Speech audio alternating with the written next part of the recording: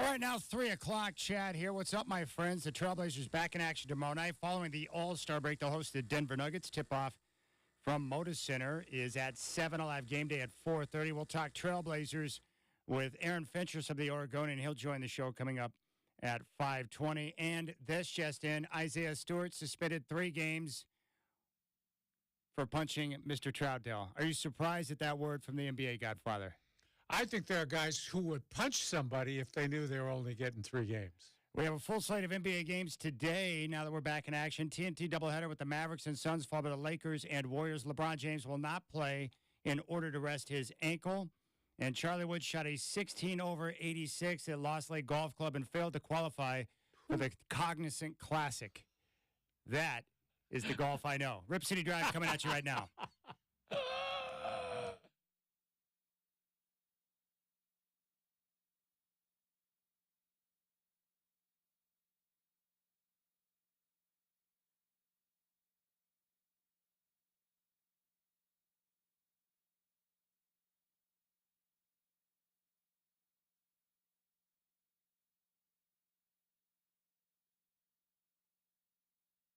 Yeah, Charlie Woods, Godfather, 16 over 86. He failed to qualify for the Cognizant Classic.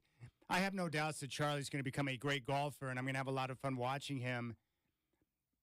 But that result just tells you how hard the game is. I think it was the par 4, number 12. There was some hole where he took like a 12 on, he struggled. But that's okay because you're going to learn from that. You're going to bounce back, and you'll be able to get after it, which is fine. But that's how hard it is to qualify for tournaments in the PGA. Yeah, what is he, 15, something like that? I mean, he's 15 years old, Godfather. Yeah, he's got a long way to go. Gosh, what do you think his dad told him after that?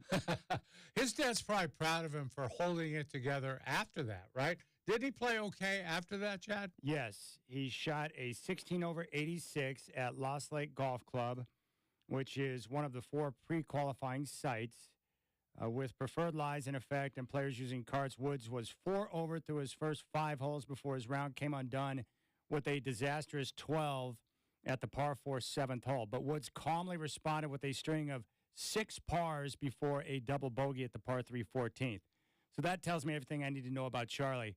Had a disastrous 12 at the par 4 7th, responded with 6 straight pars, and that's awesome. That's the way you would expect him to play. Well, and like PGA Dave said, there's a lot of young kids that do this just to get a feeling for what it's like, not to really have a chance to qualify. It's a great point. In fact, I think that's the main point that David made. Yeah. You do it for the experience. You don't go in thinking, I'm going to kill it and make the tournament. Yeah. You're doing it for the experience to go through that type of pressure because you're going to have to face a lot more of that to get to where you want to be in the game of golf. It's a bear to get on tour.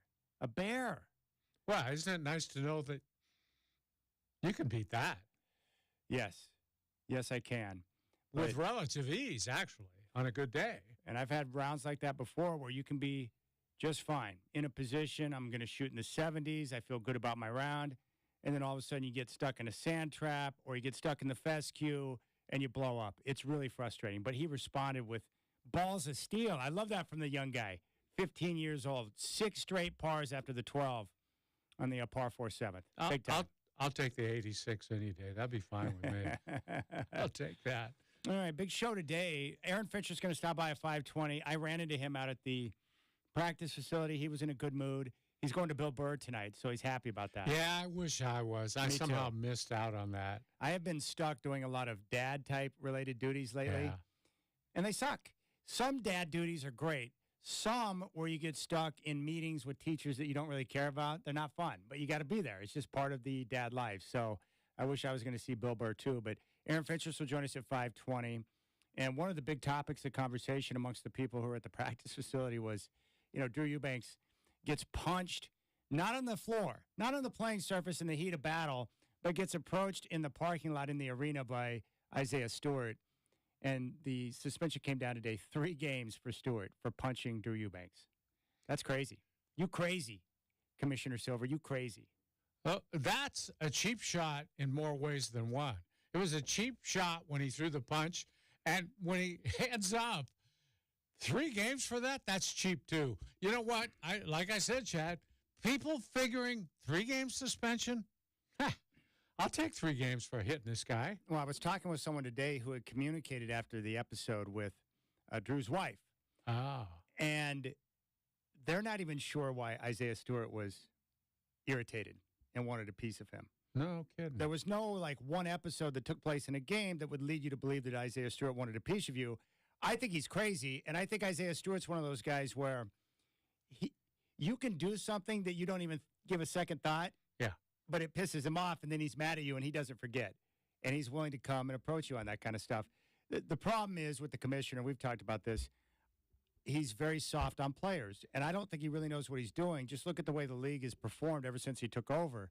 But the big issue here is that he doesn't want to suspend players. He doesn't want to take them away from the game. He doesn't want to deliver that type of penalty because he thinks it's bad for those guys. And that's how you wind up in a situation where a guy gets suspended 3 games for punching someone off the playing surface. If you're in the heat of the moment and guys are banging and you've had enough and you're like, okay, let's go. That's one thing. Let's go, biatch, right now. Yeah. That's a 3-game suspension in my mind. Yeah. But when you approach a guy off the playing surface when you're supposed to have cooler heads. Before the game's even played. Yeah. That, to me, I thought, especially after we've seen him in the past, when he went after LeBron, I thought maybe he might get suspended for the rest of the year. I thought. I was wrong. You could see it even after a game in the hallway because something happened in the game and you're still steaming about it. Yeah. He shows up at the arena wanting a piece of him. mad enough to punch a guy. And I've known people like this. We all have, right, where they pick up on things. They feel slighted by something that's nothing. And it bothers them, and they want to take action on it. And you're like, no, I didn't mean anything by that. You have no idea that they're mad at you. My guess is that Eubanks had no idea that Stewart wanted a piece of him until you find out that he wants a piece of you. And Drew's the type of guy where, look, my guess would be Isaiah Stewart's not the only one that's tried to give Eubanks a hard time over the course of time. Sure. You probably have guys who target him because of the way he looks and how he rolls. They're like, let's go pick on that guy. And Eubanks has probably learned to say, enough is enough. I'm not going to take crap from anyone. So if Stewart approaches Eubanks, off the surface, he's probably like, get out of my face. Mm-hmm. And then it doesn't take long for things to escalate from there. Get off me. Crazy. 3 games. I'll tell you what, though. You talked about Silver being, a little soft on the players. The disciplined guy is Joe Dumars. Well, he came up playing for the Pistons when they were punching people out all the time. To him, it was probably nothing. He's like, what? Yeah. Well, no big deal. He just punched him. Yeah. What's the problem here? Yeah. Fight's a fight, man. Ricky Mahorn did that all the time. What are you talking about? There are no weapons involved. It's just fisticuffs. Right. What's Didn't the draw a problem? gun or a knife or anything. Yeah. I don't know. It's really bizarre. I thought when you only give a 3-game suspension, you're encouraging those type of events to happen again. You've got to send a message like, this is not acceptable. We don't want guys approaching guys in hallways, in parking lots, anywhere. Well, punishments for anything serve as a deterrent. I do not see this as any kind of a deterrent to somebody else doing it. It's almost like, hey, we understand why you wanted to punch him. It's okay. We're just going to give you a little slap on the wrist and keep things moving along. Yeah. All right, so there you go. That's the latest with Isaiah Stewart. 3 games for punching Drew Eubanks, not on the court, but in the arena. That's wild to me. Not surprising based on what I know from Adam Silver, but there you have it. But, Chad, you mentioned in passing you're over at the PF today, the practice facility. How did that go? Well, Anthony Simons came out and spoke, and I think the story to watch over the next 28 games, you and I have spoken about it a little bit on the show, is this connection between Scoot and Ant. Now, we got from Billups before the All-Star break that they were going to specifically put these guys in situations where they're going to be on ball, comfortable, off ball, out of their element, uncomfortable. Mm-hmm. Because I think that they have 3 guards. If you just do the math, it's like, okay, you have 3 guards. One guy's a true shooting guard. That would be Shaden Sharp. And then you have Ant and Scoot, who are 2 point guards. Best on ball. We know that. So they've got to figure out how that's all going to work between those 3 guys moving forward. And that's why I think the next 28 games is critical for Scoot and Ant to learn to do what the coaches are asking him to do. And the great thing about Ant is it sounds like he understands that this is a process that will make him a better player. But I asked him about that. What's more challenging, on ball, off ball? How do you make that adjustment? Here's what he had to say. Most part, just continue to develop my game kind of off the ball a little bit more, and that's kind of what we talked about with Chauncey. Just um, he knows that I'm pretty good on the ball, and I obviously attract a lot of attention on the ball, with the ball in my hands. But he just emphasized that, it's going to be that much harder to guard when I'm able to do on the ball and off the ball, coming off, down screens, double screens, and just running different off-ball actions for me in order for me to get open looks in that way too, and then mixing it on the ball as well. So that was kind of the emphasis, for the second half of the season, just working on that. Be good working with school with that. Obviously, the ball handler, good passer, to be able to set me up in those situations.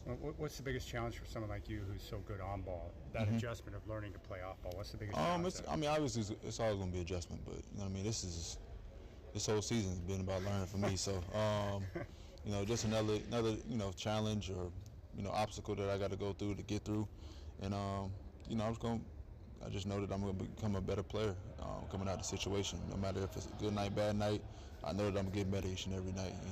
I know the end goal of why I'm going through this. So that makes it that much easier to try to get through. There you go. That's Anthony Simons at the practice facility today. What did you think about his answer? Good answer. Yeah, it's a good answer. And really, all they're asking here is to duplicate what Dame and CJ did. Because CJ, by nature, was a point guard, but he learned how to catch and shoot. He learned how to play off the ball. And still, many years when Dame left the court, CJ moved over and played the point. That's how they handled it. Yeah. And so they're really trying to duplicate that. I think Anthony Simons is more than qualified to fill that role. It's just a matter of getting used to it. And he mentioned, well, they're going to run some down screens, some double screens for me. Pray that they do that. That's what they need to do. They need to get him shots off the ball, or there's no point in even doing it. I agree. So they've got to make sure they execute that, and that's going to be up to the coaching staff to make sure that guys follow through. And Scoot running those plays, setting him up. Yeah. And I think the hard part, and we'll get to this at 420 with Chauncey, but the difficulty for Chauncey and the coaching staff, and I actually feel bad for the guys on this, anytime they've had any hint of continuity with the same guys who are going to take the floor every night, it gets destroyed by another injury or an illness. They just have lacked continuity from day one up until now, and that makes it really hard to teach and to get guys on the same page when you have new guys in the lineup every night. It's brutal. There's no question, Chad. And remember back, this year was supposed to be about Shaden and Scoot playing together. Yep. That's what we were looking forward to seeing. Well, Shaden Sharp's been injured really most of the season. So we've never really had any kind of long look at that. No. Chauncey did say today that the hope is that Shaden Sharp will be able to return before the season's over to get some action. They want him back on the floor.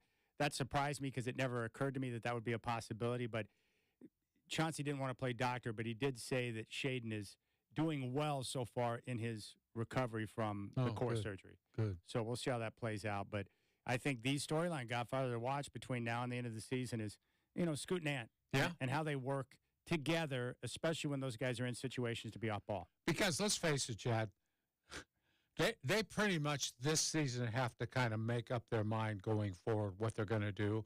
And so these next games are going to decide that. And we're all going to be looking over the Blazers' shoulder at what we see the way this turns out, because somebody very likely in the offseason is going to get traded. Well, I don't know anyone that I've talked to that doesn't see a logjam there at guard. Yeah. Meaning you're not going to be able to keep all three guys forever. So you're going to have to make a choice at some point. And it's hard to make those type of choices, but this is part of the process, getting the data from the guys that you have and being able to take that and make the best choice moving forward for the guys you want here. Yeah. So we'll see how it plays out. The thing is, sometimes you can like all of your guards, but you realize you've got to make a choice anyways because you don't want that logjam there. The Blazers love Ant. He's a great player. Ant is a terrific player. Right. I like him.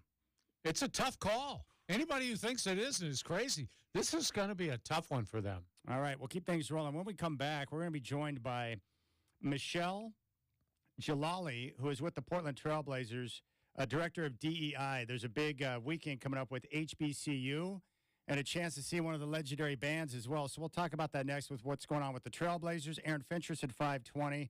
We'll get to some NFL. Russell Wilson and what his future might be next year in the NFL. We'll talk more Blazers. We want to hear from you as well. 503-248-0620. You'll find Dwight on X at Dwight James. You'll find me there at Chad and Rip City. We're also on YouTube. Go to youtube.com and find our homepage, Rip City Radio 620. And our live links are there for the show. You can join us right now on video and take part in the chat.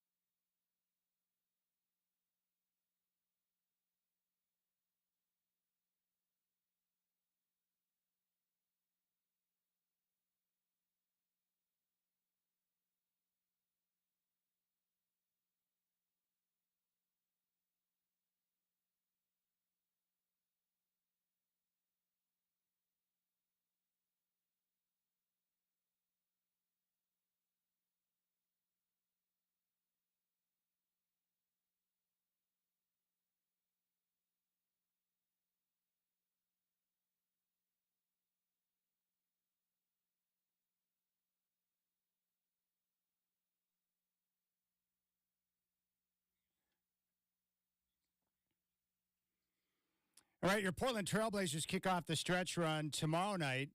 The Denver Nuggets are going to be in town. Tip off at 7. I'll have game day starting at 4:30 here on 620 Rip City Radio.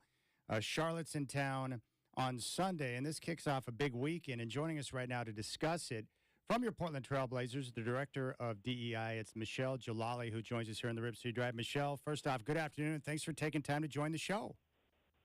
Good afternoon. Thanks so much for having me. Well, I think we should start with this because your story is interesting unto itself. But for those who don't know, can you give us a definition of DEI and what your role is with the Trailblazers?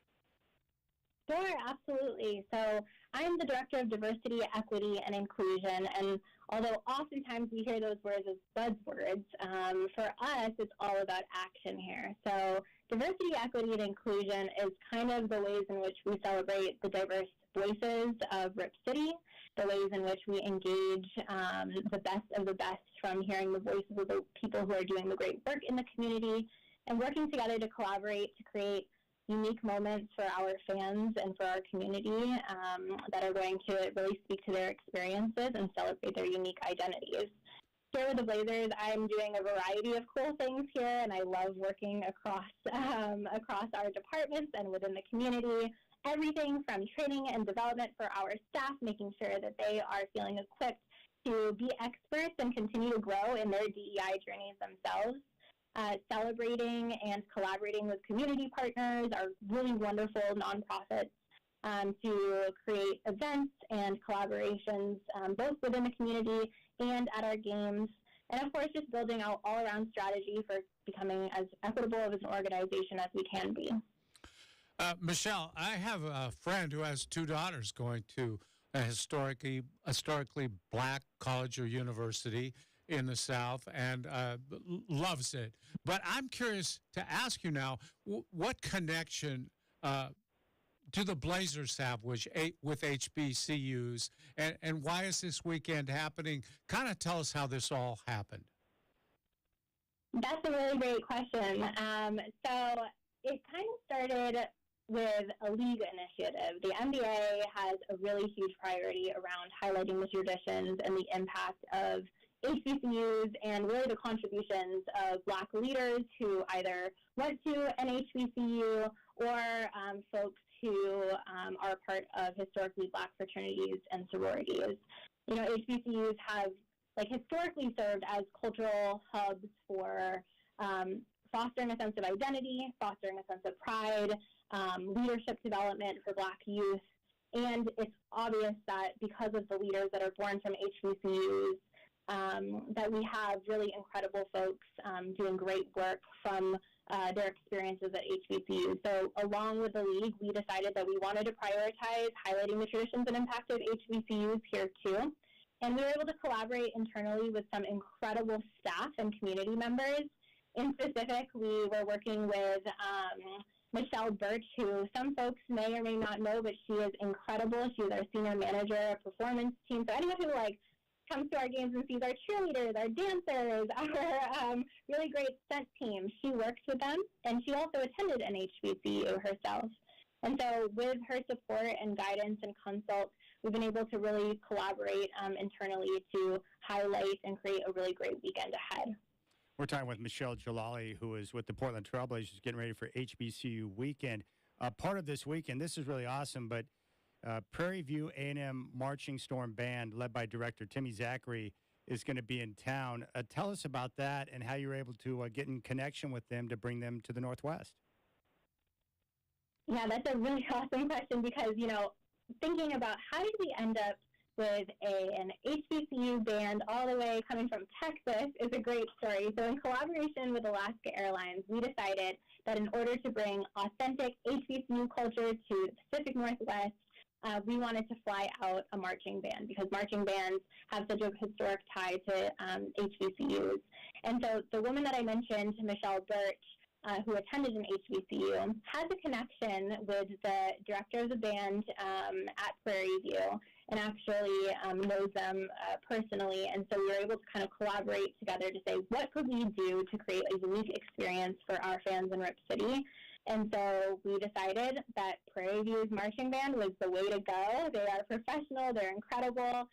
They sound amazing. And we have a personal connection there, too.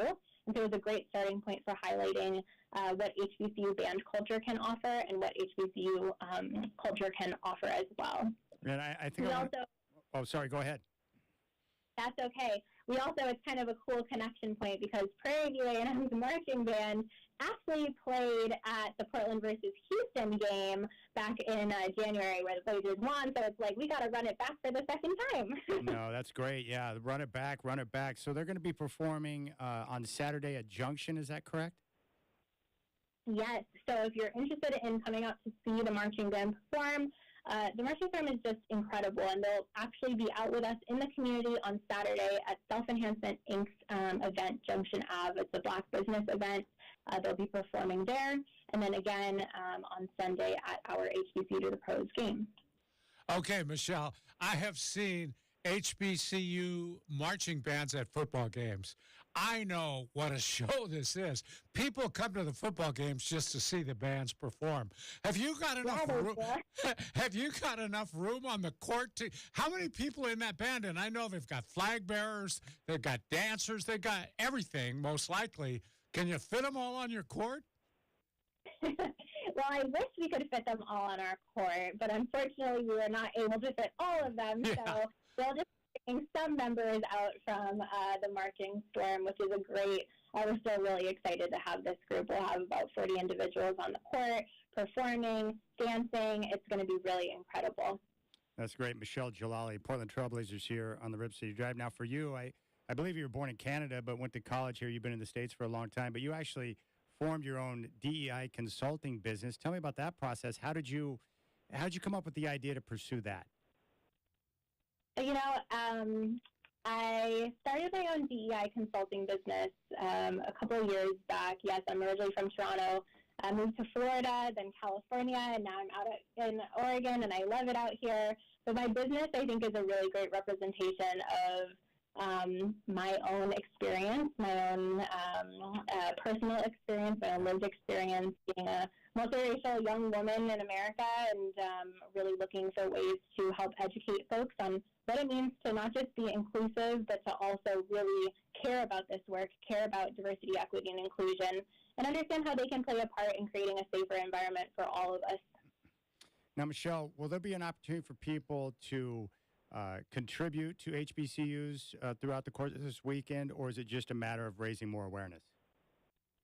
There's definitely opportunity to connect directly with the HBCU pipeline. So we have some incredible community partners that we're working with throughout the entire weekend. As you mentioned before, Self-Enhancement Inc. is a really great Black-led, Black-serving organization that prioritizes HBCU pipelines for youth. At the game, we'll be raising money for SEI via our retail item, which is an HBCU statement hoodie. So if you're interested, it's exclusive and limited edition. Make sure you come out and buy some so proceeds will go to SEI. And then we always have a 50-50 raffle partner. For our 50-50 raffle partner on Sunday, we'll have Kairos PDX, who really prioritizes helping young youth see themselves reflected in multiple Black-serving institutions and Black-led institutions such as HBCUs. So if you're interested in supporting directly, those are two great ways to contribute to the future of our HBCU graduates. All right. Is there anything else you want to get out, Michelle? Did we hit on all the particulars for you? I think that's great. I mean, we're so excited for this weekend. We're excited to welcome Prairie View to be here. We are excited to highlight the multiple ways in which the community has contributed to making this weekend happen, and our staff has contributed to making this weekend happen through social content that you'll see online. So some folks will see themselves in some of the social content as they've helped to come out and film some things. And also in general, like, this is all about community. It's about highlighting the HBCU experience. It's about highlighting the ways in which Black youth can see themselves reflected all throughout Portland, and it's going to be awesome. All right, the Prairie View A&M Marching Band will perform at Junction on Saturday. It's HBCU weekend with the Trailblazers. They'll take on the Nuggets tomorrow night and the Charlotte Hornets on Sunday. She is the Director of DEI with your Portland Trailblazers, Michelle Jalali, here on the Rip City Drive. Michelle, Dwight and I appreciate your time. Great work. Keep it up, and we appreciate you making time to share about this weekend on the show. Thanks so much for having me. You got it. There's Michelle Jalali, Trailblazers Director of DEI. And you're not lying about the band. Oh. My mom has been a longtime fan of the HBCU bands because of the way they perform. Yeah. They're the best. Yeah, I saw the Grambling Band. Chad, you would not believe it. It was a three-ring circus out there. Great music, first of all. They play really well together with some stuff a lot of times that you don't normally hear from marching bands, but there's all kinds of other stuff going on while they're playing. It's quite a show, really. And if you can get out and watch these guys from Prairie View, I'm sure it's going to be a lot of fun. Now, Robert Covington, I think, went to an HBCU, and he was, very proud of that. But you don't see as many players, whether it be, NFL, NBA today, who go to HBCUs. I can only assume that's because the bigger schools have done a better job of recruiting. They cover the entire country now, right? So the bigger schools come in, make an offer, and they're able to pluck those guys out. Yeah, people don't understand, Chad. Pre-internet and pre-information age, recruiters didn't get to a lot of players. They just came from out of nowhere. You look at Jerry Rice at Mississippi Valley State. I mean, who knew about him? But he's the greatest receiver in NFL history, and he went to an HBCU. He got away from all the big, powerful schools at that time. He would have been so sought after in today's world. Yeah. That's crazy. Yeah. All right, big thanks to Michelle for joining us. And, of course, for more information, go to trailblazers.com. I mentioned Chauncey Billups, and how I feel bad for him because of the lack of continuity at practice today. He talked about that. Take a listen. That's become like a normal thing that I hate, but that would be awesome, for us to be able to get some stability with our roster and with who's playing. I think there's been some times this year when we have had guys consistently, and man, we start playing so much better. And then bam, this guy's out, that guy's out. You just never know. So I would love that. That would be a lot of fun for us as we continue to keep trying to build. There you go. It's brutal.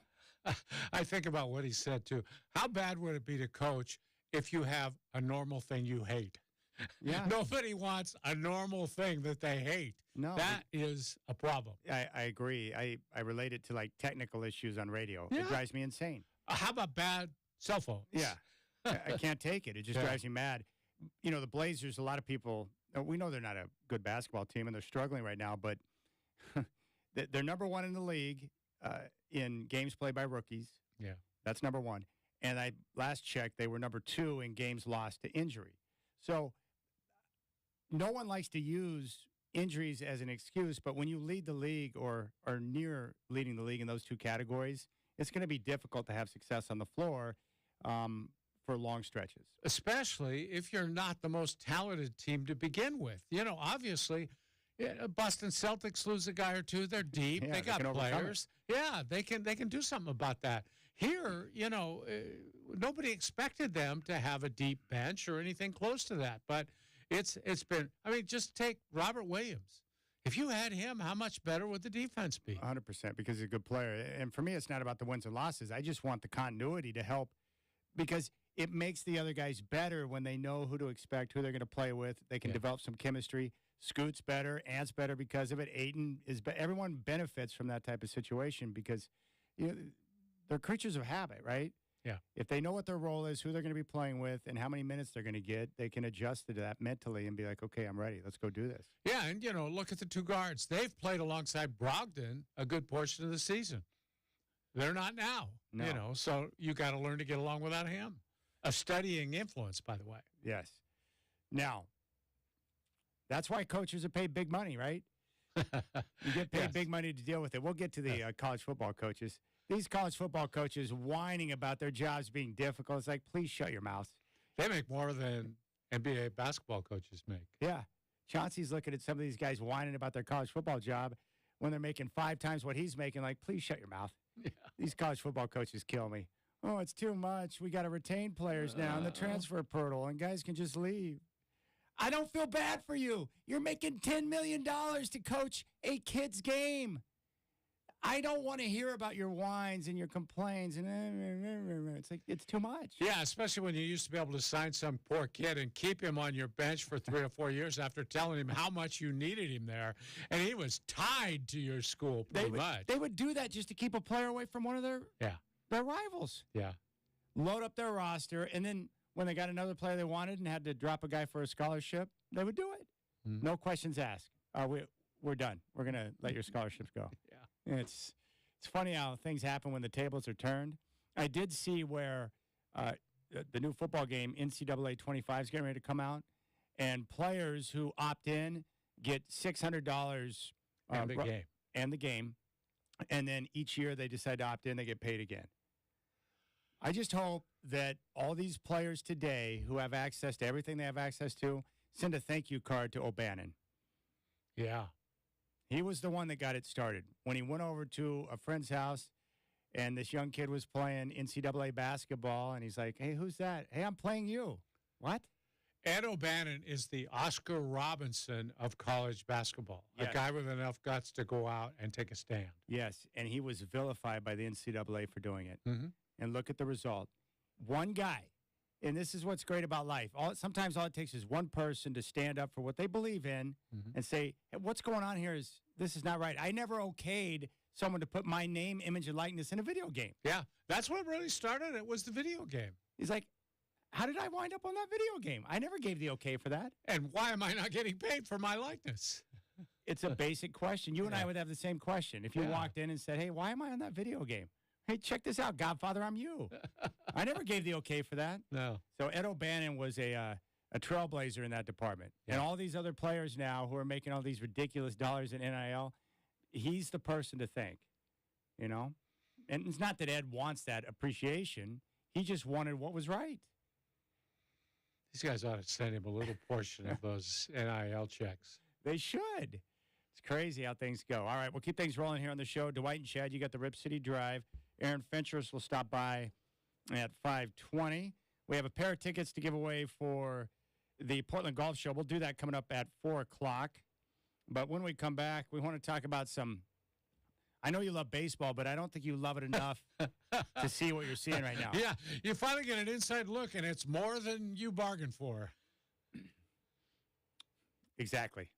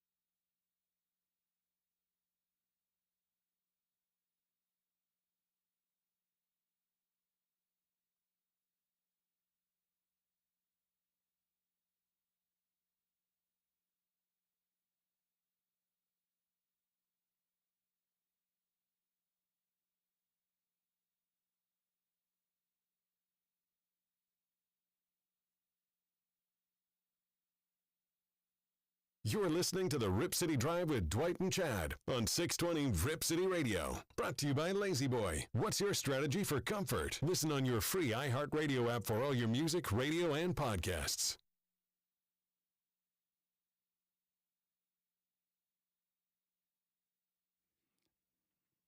Well, I'm liking this sunshine, Godfather. I think it's going to be nice the next couple of days from what I could tell. I'm okay with that. Give me more sunshine. We're nearing the time of the year where we're going to get nicer weather, which is nice. All right, you got to tell me about this baseball. And we saw the Dodgers are underway. They're playing the Padres. We're not far from the new season, but there are issues with Nike and the uniforms. What's going on? Well, apparently there's a new partnership with Nike and Fanatics, and I assume Nike's manufacturing them. Fanatics is the exclusive seller, perhaps, of the baseball uniform pants. Now, there's problems with the tops, too. People think the lettering of the player's name is too small. Yeah. There's some complaints about that. The big complaint about the uniforms is the pants. And I'll read this exchange. I can't guarantee this was said on the air, but this was Ron Coomer and Pat Hughes. They are with the Cubs, and I have dialogue here I'm reading. Maybe somebody made this up, but it's fact in accordance to what I'm hearing about these uniforms. Here's Pat Hughes saying, and this is how you open a broadcast, players are wearing blue socks and shoes, see-through trousers, different brands and colors of underwear. And Ron, some players appear to not be wearing underwear. And Ron Coomer says, that's right, Pat. Like a good color man always says. You're right. I can confirm. But apparently, and I've seen pictures, especially with the white pants, they're not see-through, but I would say you can see stuff. You can see their underwear. So it's like a new lingerie line of MLB pants from Nike. Yes, soon to be available at Victoria's Secret, by the way. I mean, lingerie, see-through lingerie, like I can get behind that. I'm a big fan. Yeah. I have no Sure. anything that can lead to more of my imagination. I'm like, okay, well, I Yeah. get behind that. I support it. I don't want guys stepping up to the plate with see-through pants to where I can see everything that's going on there. That's just too much. I love baseball, but not that much.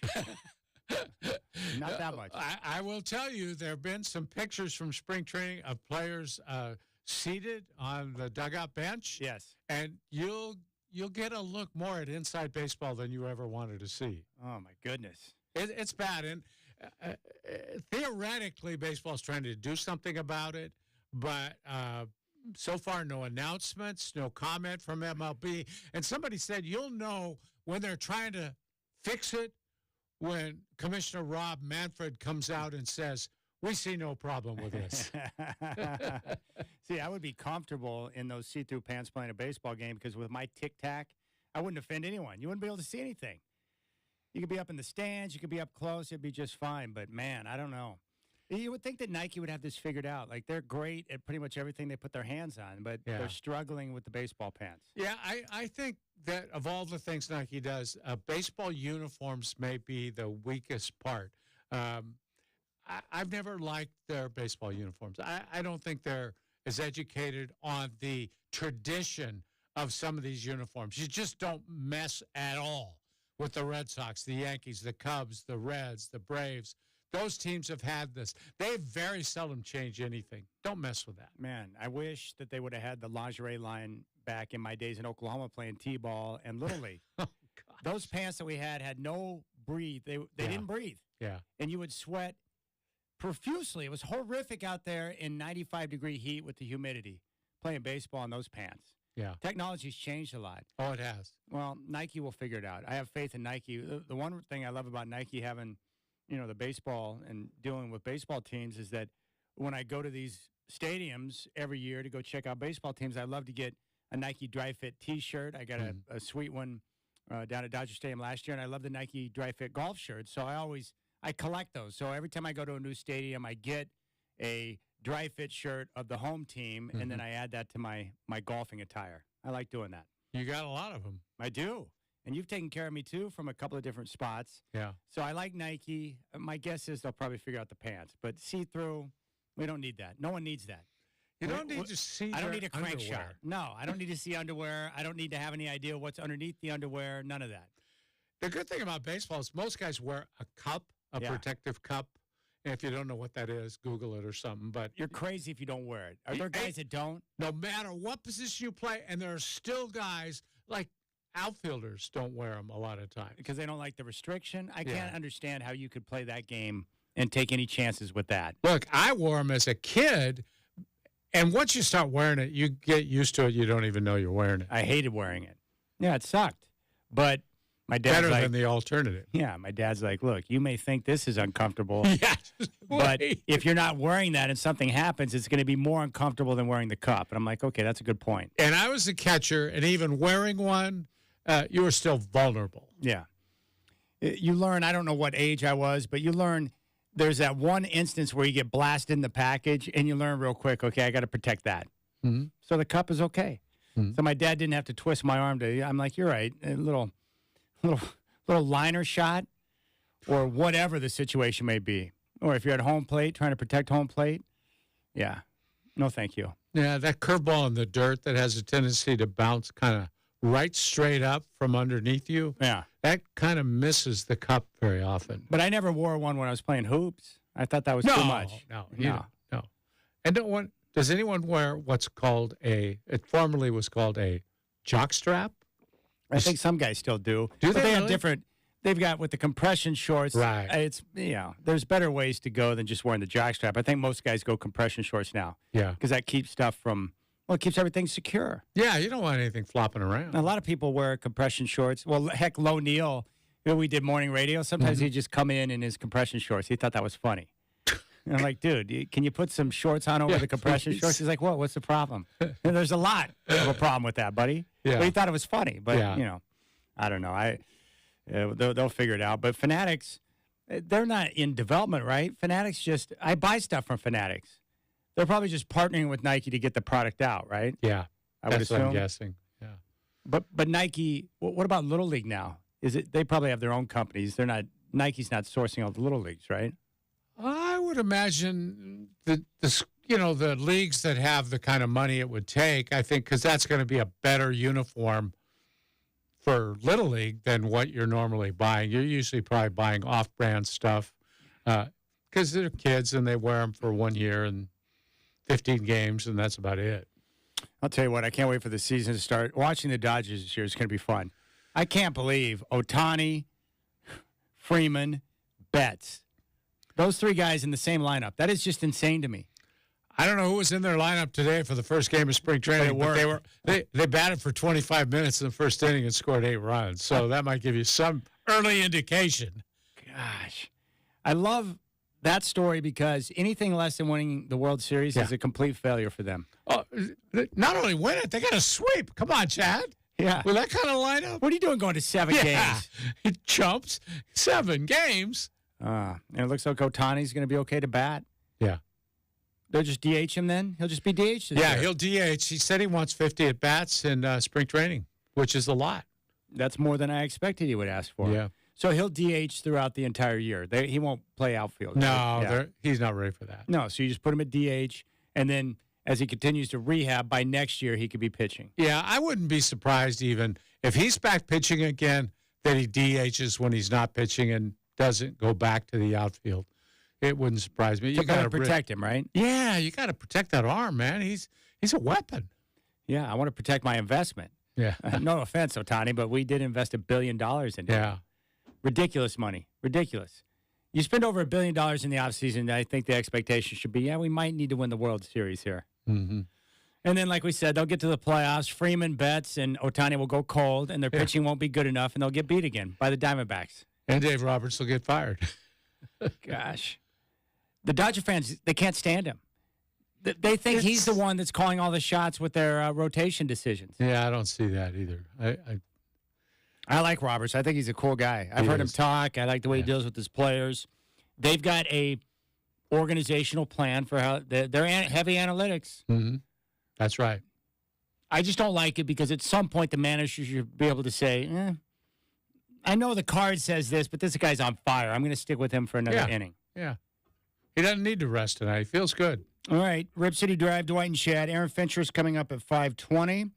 When we come back, we got a pair of tickets to give away for the golf show, which is coming up March 1st to the 3rd, and then we'll talk some NFL. Is it better for Russ to back up, let's say, the Jets, or continue to hold out and wait for that opportunity to start? We'll deal with that next.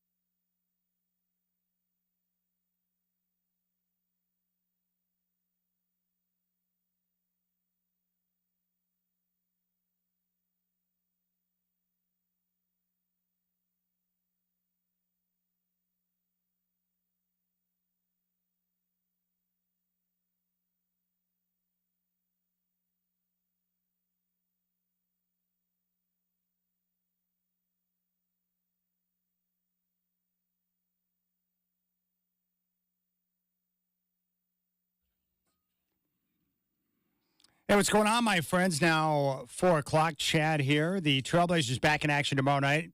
Following the All-Star break, they're going to host the Denver Nuggets tip-off from Moda at 7. I'll have game day at 4:30. Scoot and Ant will start in the backcourt the rest of the way with the plan to get Ant off ball. He discussed that at practice today. But he just emphasized that, you know what I mean, it's going to be that much harder to guard when I'm able to do on the ball and off the ball, coming off, down screens, double screens, and, just running different off-ball actions for me in order for me to get open looks in that way, too.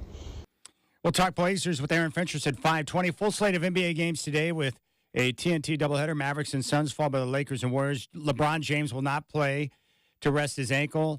And this just in, Isaiah Stewart suspended 3 games for punching Drew Eubanks. Charlie Woods shot a 16/86 at Lost Lake Golf Club and failed to qualify for the Cognizant Classic. Well, the Rip City Drive coming at you right now. We have a pair of tickets to give away for the Portland Golf Show coming up March 1st to the 3rd at the Expo Center.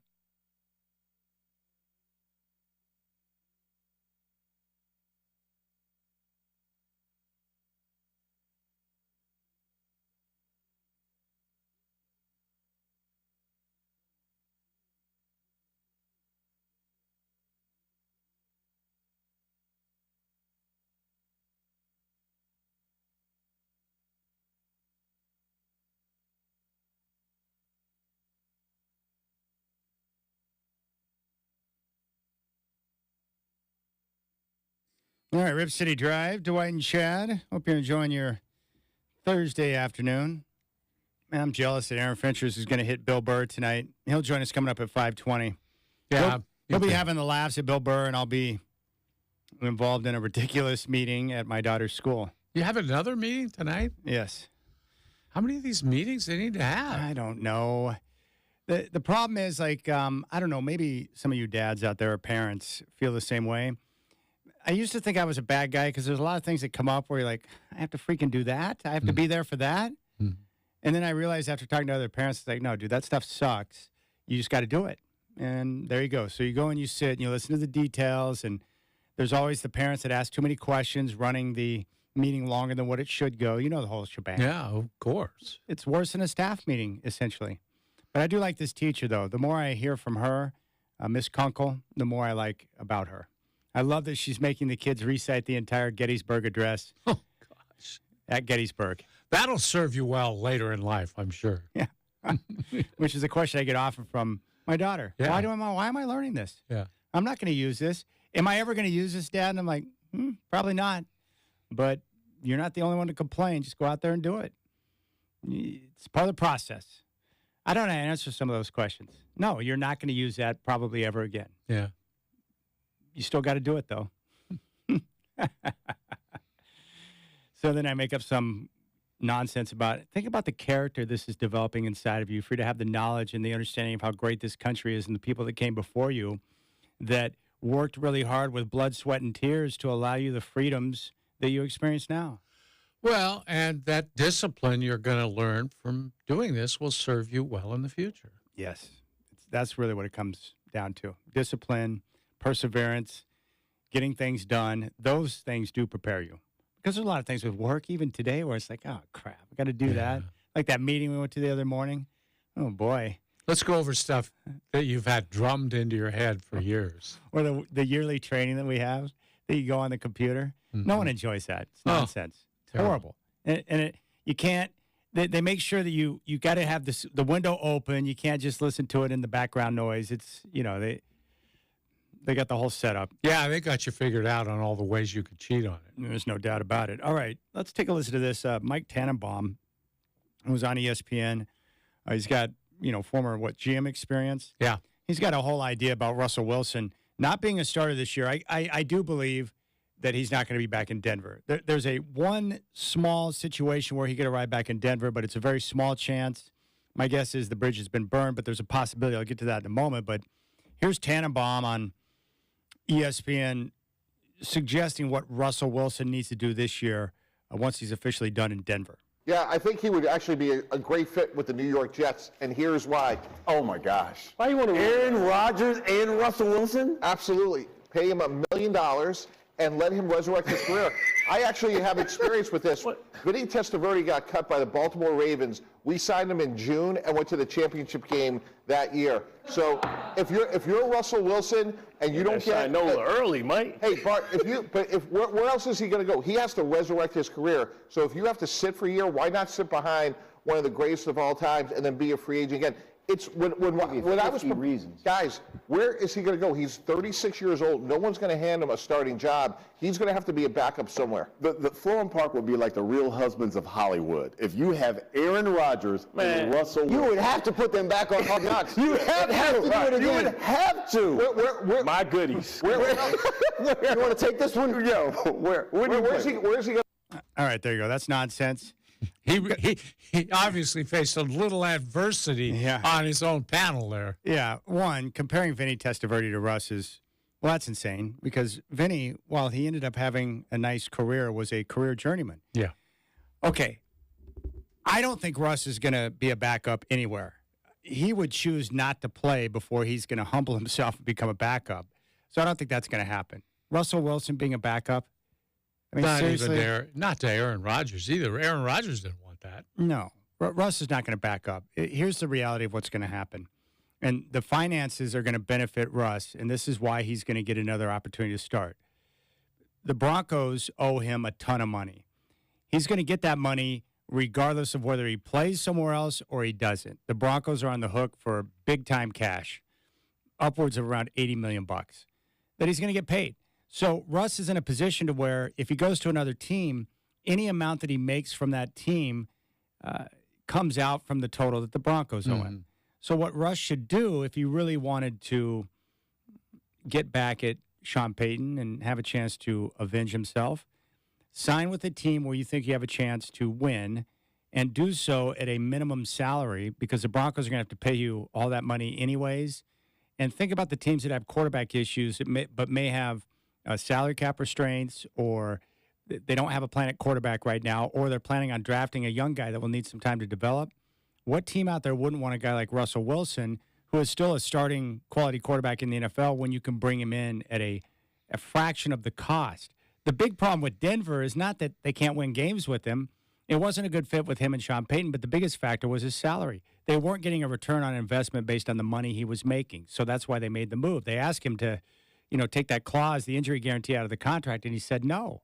And I didn't have a problem with that because when you get guarantees, you should probably keep them. But if Russ was making $20 million a year instead of $50 million a year, he'd still be in Denver. So think about these teams. Atlanta has no quarterback right now. He would make an obvious fit there with the Falcons. The Steelers do not have a viable option at quarterback, even though they've got Kenny Pickett. The Raiders also have no quarterback and could use a guy to come in and play for a couple of years and could be a bridge to the younger guy. You can win with Russ. You've got to be able to have the offense that he'll flourish in to allow for his off-schedule plays, but you'll get him at a fraction of the cost. You're not paying $50 million for Russ. You're paying minimum price for Russ because the Broncos are paying out all the money. If I were Russ, I would go to the Raiders and get a chance to play against the Broncos twice a year. Yeah. Not only that, but the Raiders, a franchise known for kind of stepping in and helping guys resurrect their career. They've done it as long as my life has been on this planet. Yeah, all the way back to like Jim Plunkett. Yeah, they do it, and it wouldn't surprise me if they did that because they need a starter. And Russell Wilson at that cost, at a cheap cost, that makes a lot of sense for a lot of teams. So now the situation with Denver, now if Russell's agent takes a look around the landscape in the NFL and he realizes there's not going to be a starting opportunity for Russ, that's when Russ could go back to Denver and say, look, how do you want to rework the deal so I can come back and start? That would be the only situation where I think he would go back to Denver. But he'll probably get a team that will come to him and say, okay, we'll bring you in and you can start. And you can be our bridge guy until we figure out who our young quarterback's going to be. But he's not going to go and back up Aaron Rodgers or whoever. That's just not the pathway for Russ. He's already had his career has been tarnished the last couple of years in Denver because of the way things have gone down. Going and backing up someone is not going to help that. He's going to be very cautious of that. He's going to want an opportunity to play and vindicate himself. Backup's not going to help him do that. Not that, but if you're going to back up and make that decision to do that, why would you do it for the worst franchise in the NFL, the Jets, who are just a comedy of errors? you're going to the Jets because they're going to resurrect your career. I'm not trusting the Jets to do anything for me. Yeah. They're a disaster, an absolute disaster. Now, if you go to the Jets, chances of Aaron getting hurt again are pretty high. Yeah, that's one thing. You might play more there as a backup. It's bizarre. What's weird is Denver has no plan at quarterback. They're going to draft a guy, possibly. They don't have anyone on the roster who can play at a high level, so it's just strange. The whole situation's weird. They almost have to draft a guy, right? Yes. Even if it's a later round guy they're thinking of 2 years from now. Yeah, the big question is, are they going to – they only have 6 draft picks. That's not good for a roster that needs multiple things. So do you take a guy at 12 when he might not be – his value may not be a first-round pick? I don't think you can do that. No. You probably have to look at somewhere else on the team, which means you could look to the second or third round to draft, that player. The question is, what I want to know is how many of those quarterbacks are going to go in the top 5? Is it going to be Williams, May, and Daniels? Are you going to get 4 players that will go in the top 5? Could either Penix or Bo Nix slide into the top 5? Oh, boy, that'd be a big jump for those guys. Yeah. These teams that are quarterback desperate, a lot of times teams will reach, and we'll see how it plays out. But where do you think the best place to go would be for us? Would it be the Raiders? So you get a chance to play the Broncos twice. Would it be the Falcons? You want a place where they're going to embrace you and give you a chance to play your game. Yeah, I kind of like the Steelers in that regard, although they've been historically kind of conservative, a little more conservative than Russell is playing quarterback. Yeah. And the Raiders are a little on the wild side. They'd probably let him do whatever he wanted. Yeah. Yeah. Oh, someone brought up a good point today. We were talking yesterday about Antonio Pierce and the Mahomes rules. Yeah. Imagine how the coverage would be if it were Sean Payton that came out and talked about his Mahomes rules. He can't afford that. No, everyone would be looking at Payton saying he's a thug and he's out there trying to hurt Mahomes. All about reputation, right? And Payton's earned that with his, the bounty gate and all that. But yeah, it's just funny he how was that's suspended for played. a year, right? I think it cost him a year. Yeah, he got in big-time trouble. Yeah. I'm just still amazed that Antonio Pierce came out publicly and talked about the Mahomes rules. I think that's crazy. Just keep your mouth shut, man. You don't need to talk about that. I'm glad that look, it's cool that he came in and said, look, just like McCartney when he took over at Colorado, he's like, Nebraska's our rival. Nebraska's like, they laughed at him. Yeah. Well, he ended up becoming the best team in the conference and was able to beat the Huskers. I think it's great that he came in and identified the Chiefs. Like, that's the team we got to beat. Good. That's good. But don't talk about how you're going to get physical with the NFL's darling quarterback, Patrick Mahomes. Well, you definitely don't do it when you're talking about kind of breaking rules, perhaps. Maybe a few late hits, hitting him out of bounds, that kind of thing. I don't think you want to make that public. You got a Chiefs sweater on today. You going with the Chiefs red? I like that. I didn't even think of that. It's an alligator shirt. Yeah. That's not a cheap sweater you got on there, Godfather. No, it's not, Chad. My guess is that probably about $130. You've been looking at their website, haven't you? I just, I'm aware of prices for certain items. Yeah. Good sweater, nice work. It's worth it. It's lasted a long time. I had it quite a while. Yeah. It holds up. Spilled a few things on it. Looks good. Like we've talked about in life, some things you do get what you pay for. I agree. All right, we'll come back. Rip City Drive. We'll talk some Blazers next. We'll hear from Chauncey Billups, and we'll talk about this situation with Ant and Scoot and what we're looking for there. I think that's the storyline to watch the rest of the season, the final 28 games. Aaron Finchers will stop by at 5:20. Rip City Drive with Dwight and Chad.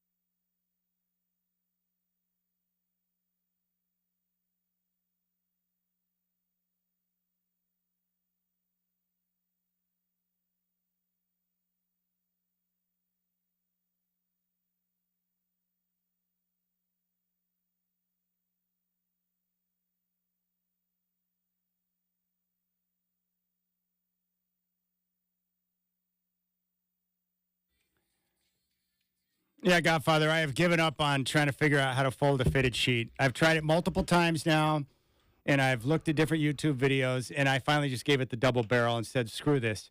I'm not going to go through the agony of trying to figure this crap out. It's one of the dumbest things in life. And I thought, I got irritated the other night because I'm like, how can this thing have mastery over me? And I was like, I'm going to figure this out. So I pull up a few different YouTube videos, I try it, and then I'm just like, who cares? It's a fitted sheet. I'll just wad it up and put it in the closet. What do I care? What an annoying, whoever came up with the fitted sheet, that person needs to be punched. Someone needs to send Isaiah Stewart after the person that designed the fitted sheet. Yeah, see, I like the fitted sheet when it's on the bed. Yeah. I just don't like having to fold it. Yeah. That's a real problem, and better people than us have failed at that task. So what I did, here's my solution. I am just going to use one pair of sheets that I'll continue to wash regularly. And then that way I never have to worry about where to place the extra fitted sheet. You just pull it out of the dryer and put it on the bed. Right on the bed. That's my solution. So that way I never have to worry about folding it. I just dry it, take it straight to the bed, drop it on there, and go. Those sheets aren't going to last as long if you're using them that frequently. That's true. What an annoying thing, though. Like, you ever try to do something, it's like, why can't I figure this out? Why is this so difficult for me? I think you need to give your sheets a week off, though, in between using them. You think so? They need a week off. Yes, they need a rest. Well, especially when they're embracing my body, probably. That's what I was thinking, yeah. Oh, my goodness. All right. Aaron Fincher's coming up at 5:20. Oh, crapola. I forgot to give away the golf show tickets. Should we do that right now? Well, yeah, why not? Okay. The Portland Golf Show, we talked with Dick Stevens yesterday, who laid it out. It's going to be great. Yeah. A lot of exhibitors there, a lot of opportunities for free golf, but most importantly, if you're in the market for new clubs, new gear, that's your place to go. You can get some great deals, and with the technology now, like if you need to get fitted for clubs, go to the Portland Golf Show and get it done. Mm-hmm. The club fitting, you went through it too. Yeah. It's one of my favorite things I've ever done. Yeah. It was great to go through a fitting process. Even like our place, buying a putter. They'll let you try I tried 30 putters before I settled on the one that I liked. It's amazing. All right. Portland Golf Show tickets. We'll take caller 1 right now, 503-248-0620. Fitted sheet not included, 503-248-0620. First caller right now will get a pair of tickets for the Portland Golf Show, 503-248-0620. Call, and Mr. Mike Oakes will get your information. If you'd like to go to the Portland Golf Show, March 1st through the 3rd at the Portland Expo Center, call now, 503-248-0620. All right, let's go ahead and start with Anthony Simons at practice today. I went over there to the practice facility. Chauncey Billups spoke, and then it was Ant, and then DeAndre Ayton came out. And I think the story to watch right now is Ant and Scoot playing together, because Billups is going to put both of them in positions to where they have to learn to play off ball. And I asked Ant about that at practice today. Yeah, just most part, just continue to develop my game, you know, kind of off the ball a little bit more, and that's kind of what we talked about with Chauncey. Just, you know, he knows that I'm pretty good on the ball, and I, you know, obviously attract a lot of attention on the ball, you know, with the ball in my hands. But he just emphasized that, you know what I mean, it's going to be that much harder to guard when I'm able to do on the ball and off the ball, coming off, you know, down screens, double screens, and, you know, just running different off-ball actions for me in order for me to get open looks in that way too. And then mixing it on the ball as well. So, you know, that was kind of the emphasis, you know, for the second half of the season, just working on that. You know, be good working with Scoot with that, obviously, you know, the ball handler, good passer, to be able to set me up in those situations. What's the biggest challenge for someone like you who's so good on ball? That adjustment of learning to play off ball. What's the biggest challenge? I mean, obviously, it's always going to be adjustment, but, you know what I mean, this whole season has been about learning for me. So, you know, just another, you know, challenge or, you know, obstacle that I got to go through to get through. And, you know, I just know that I'm going to become a better player coming out of the situation. No matter if it's a good night, bad night, I know that I'm getting better each and every night. You know, I know the end goal of why I'm going through this. So that makes it that much, you know, easier to try to get through. All right, this is a question I have for you first, Godfather. What's so hard with guys learning to play off ball? Why is it difficult for them? See, for me, that's an easy answer, Chad. They don't grow up playing that way. The AAU problem rears its ugly head again in something like this because all these guys play with the ball in their hand. That's the way they work. And those teams aren't running offenses that reward you for moving, cutting, screening away from the ball. All right, so this makes sense now. So Ant grew up from day one when he started playing basketball with the ball in his hands, and through all the basketball he played, it was with the ball in his hands. And he was never forced to play off ball. And he's probably always been, like all these NBA guys, always been the best player on the floor, which means he can have the ball in his hand. Everybody would defer to you if you're the best player. So that's the way he's learned how to play, and it's very common today in basketball that these kids coming up just don't have any knowledge of how to do it. All right, so you spend your whole life with the ball in your hands, then you get to the NBA, and all of a sudden a team's like, hey, we want you to learn to play off ball. So they're probably like, never done that before. Yeah. And not only them, Chad, then you're going to tell the other guys, look, we're going to run a single double for him. That's one screen on the left side of the lane, a double on the other side of the lane. So he can run the baseline, go either way on the double. Then if he can't lose his man, he'll cross the lane and try the pick on the other side.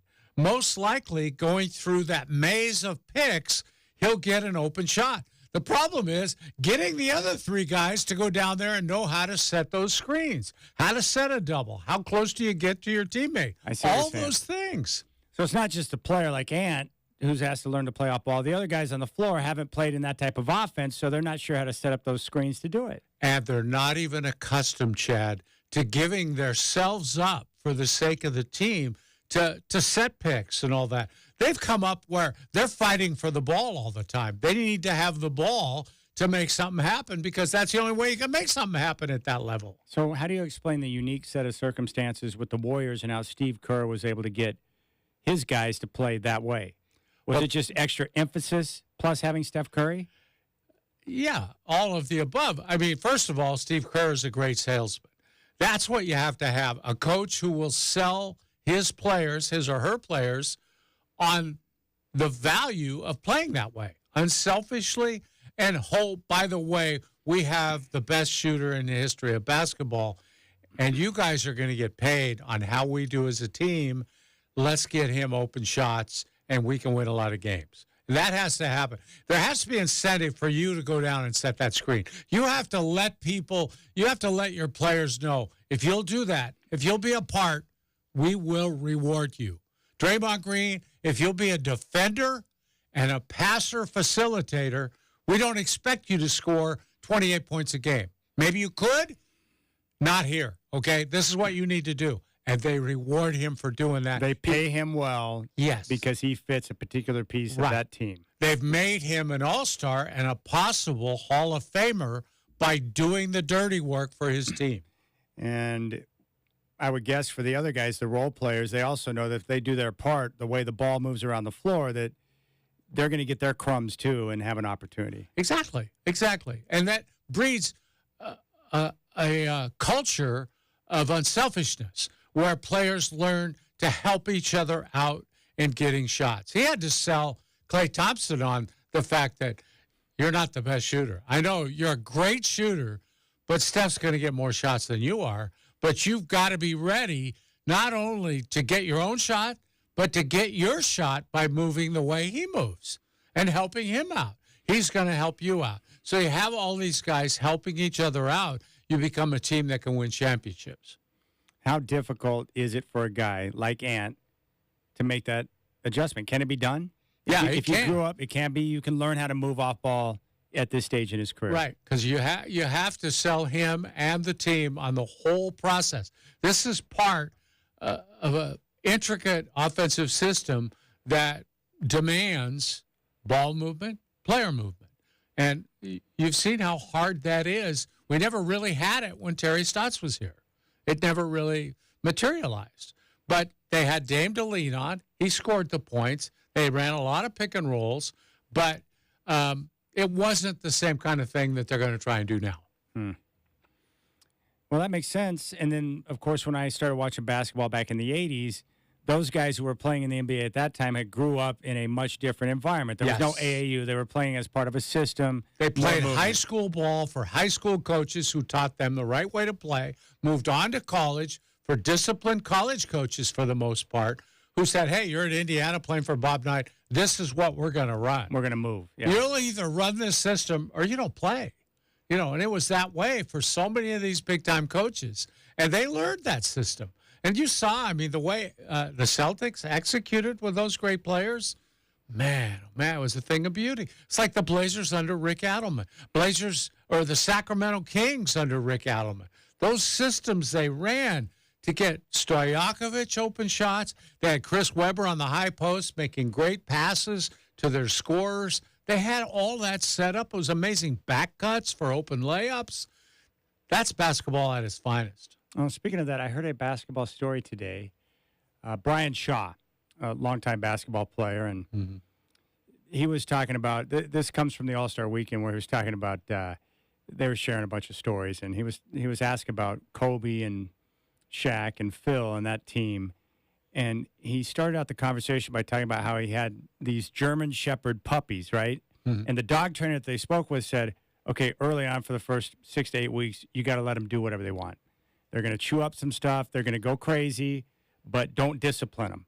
You need that German Shepherd to develop the belief that they can accomplish anything and be dominant, right? And then after that process takes place, then we start to add in the discipline and the training. And then he was talking about Shaq and Kobe, and he said early on, Shaq, Phil Jackson would yell at all the different guys on the team, including Shaq, who had come from the military family where it was yes sir, no sir type of a deal. But Kobe, as the young stallion when he was first few years in the NBA, Phil left him alone and didn't really yell at him that often. So one day Shaw was like, he had enough of it, as some of the other veterans had. And he's like, hey, Phil, how come you yell at Shaq and us on a regular basis, but you leave Kobe alone? And he said, well, I need Kobe to be in attack mode at all times. Based on this team, we need him to be in attack mode, so I'm letting him run free, and then I'll start to rein him in when the timing is right. Using the example of the German Shepherd puppies, but it was the same type of thing. I thought you were going to tell the Scottie Pippen puppy story. Have you heard that? No. You know a Scottie Pippen puppy story? Yeah, I do. Scottie had 2 young pups, and he loved them and all, but at some point, one of them died. And Phil Jackson called a practice for Scottie. And Horace Grant said, well, Coach, he stayed home today. His dog died. One of his dogs died. And, of course, Phil Jackson's like, dog's dead. I don't know what can you do with the dog, and he can't come to practice. So pretty soon they looked around. Horace Grant was gone. Where did Horace go? Well, he went to go be with Scottie in his time of need. Yeah. So as it turned out, they got him back to practice, and Horace Grant asked for 30 seconds of silence for the dog.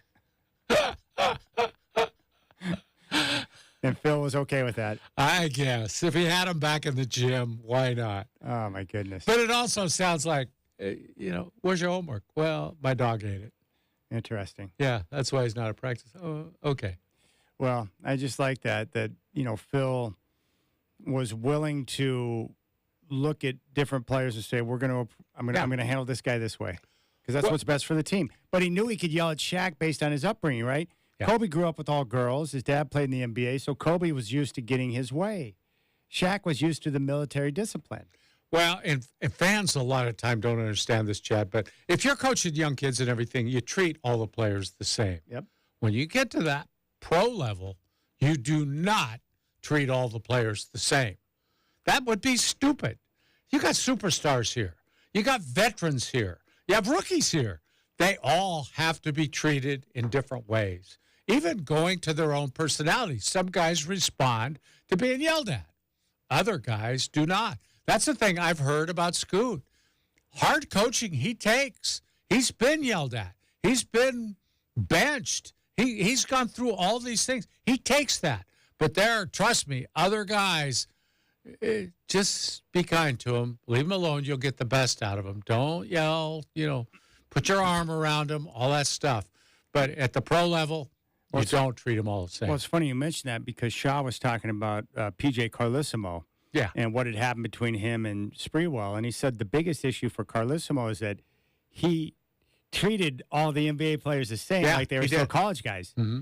And I guess when he was on the court coaching, he would MF guys a lot. Like he was, he said every other word was like, MFers this, MFers that. Like they couldn't believe it. Like Shaw was like, when he arrived there, he's like, is this the way this guy always is?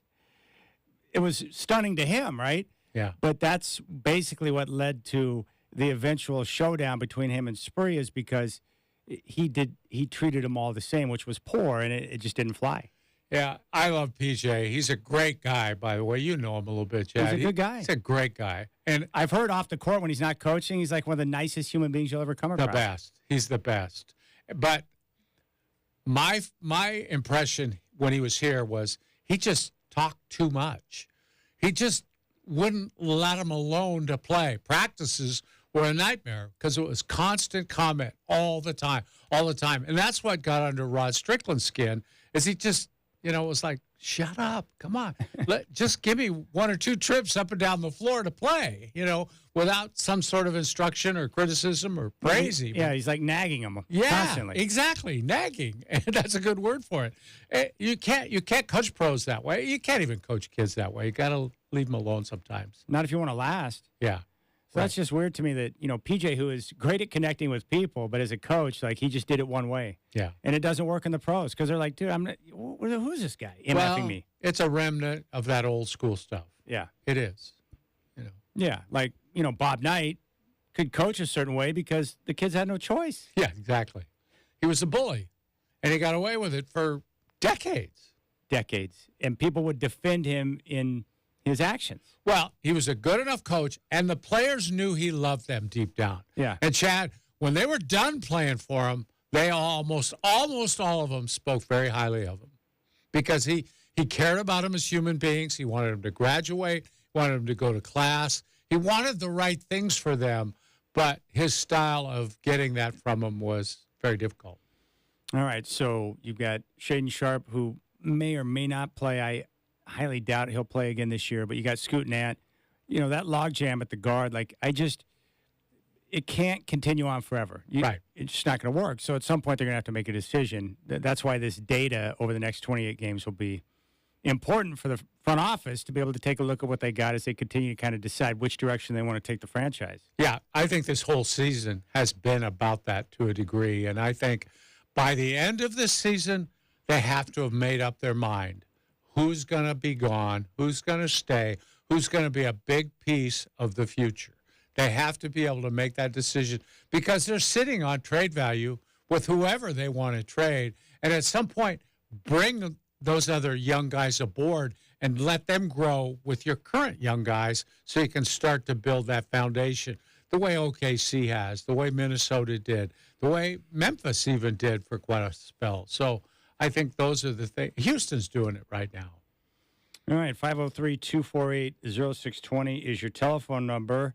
We'll come back on the Rip City Drive, and when we do, Allen Iverson said something about today's game, and I'll ask the Godfather if he would agree with that or not. So I'm a big fan of AI.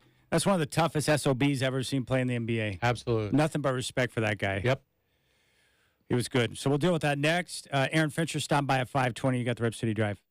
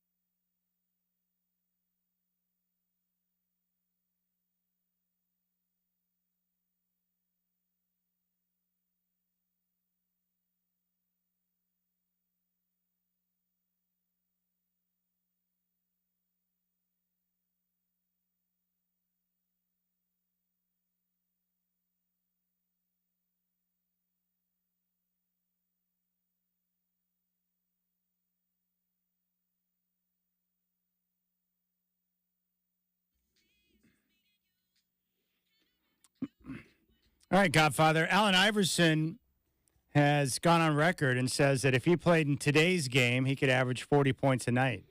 What do you think about that? I think that would be really hard for him, Chad, because, nowadays the emphasis is so much on player efficiency. Yeah. You'll hear Dame scored 50 points on only 24 shots. Yeah. That means he got to the foul line a lot. He made a lot of threes. He didn't miss many shots. That was not Allen Iverson's game. And you know as well. I mean, I loved Allen Iverson. I thought he was the guttiest, toughest little guy that ever played the game. Most would he agree with got that. knocked down every night. Got up, didn't whine too much, kept right on playing, and he could score on anybody. He was incredible. But, the game he had wouldn't fit well. He'd have to be a different player now. He just, I don't know. He three-point shooter, 31% for his career. Not good enough. Overall field goal percentage, 42.5. Not really good enough. I don't know. He played 934 games. He attempted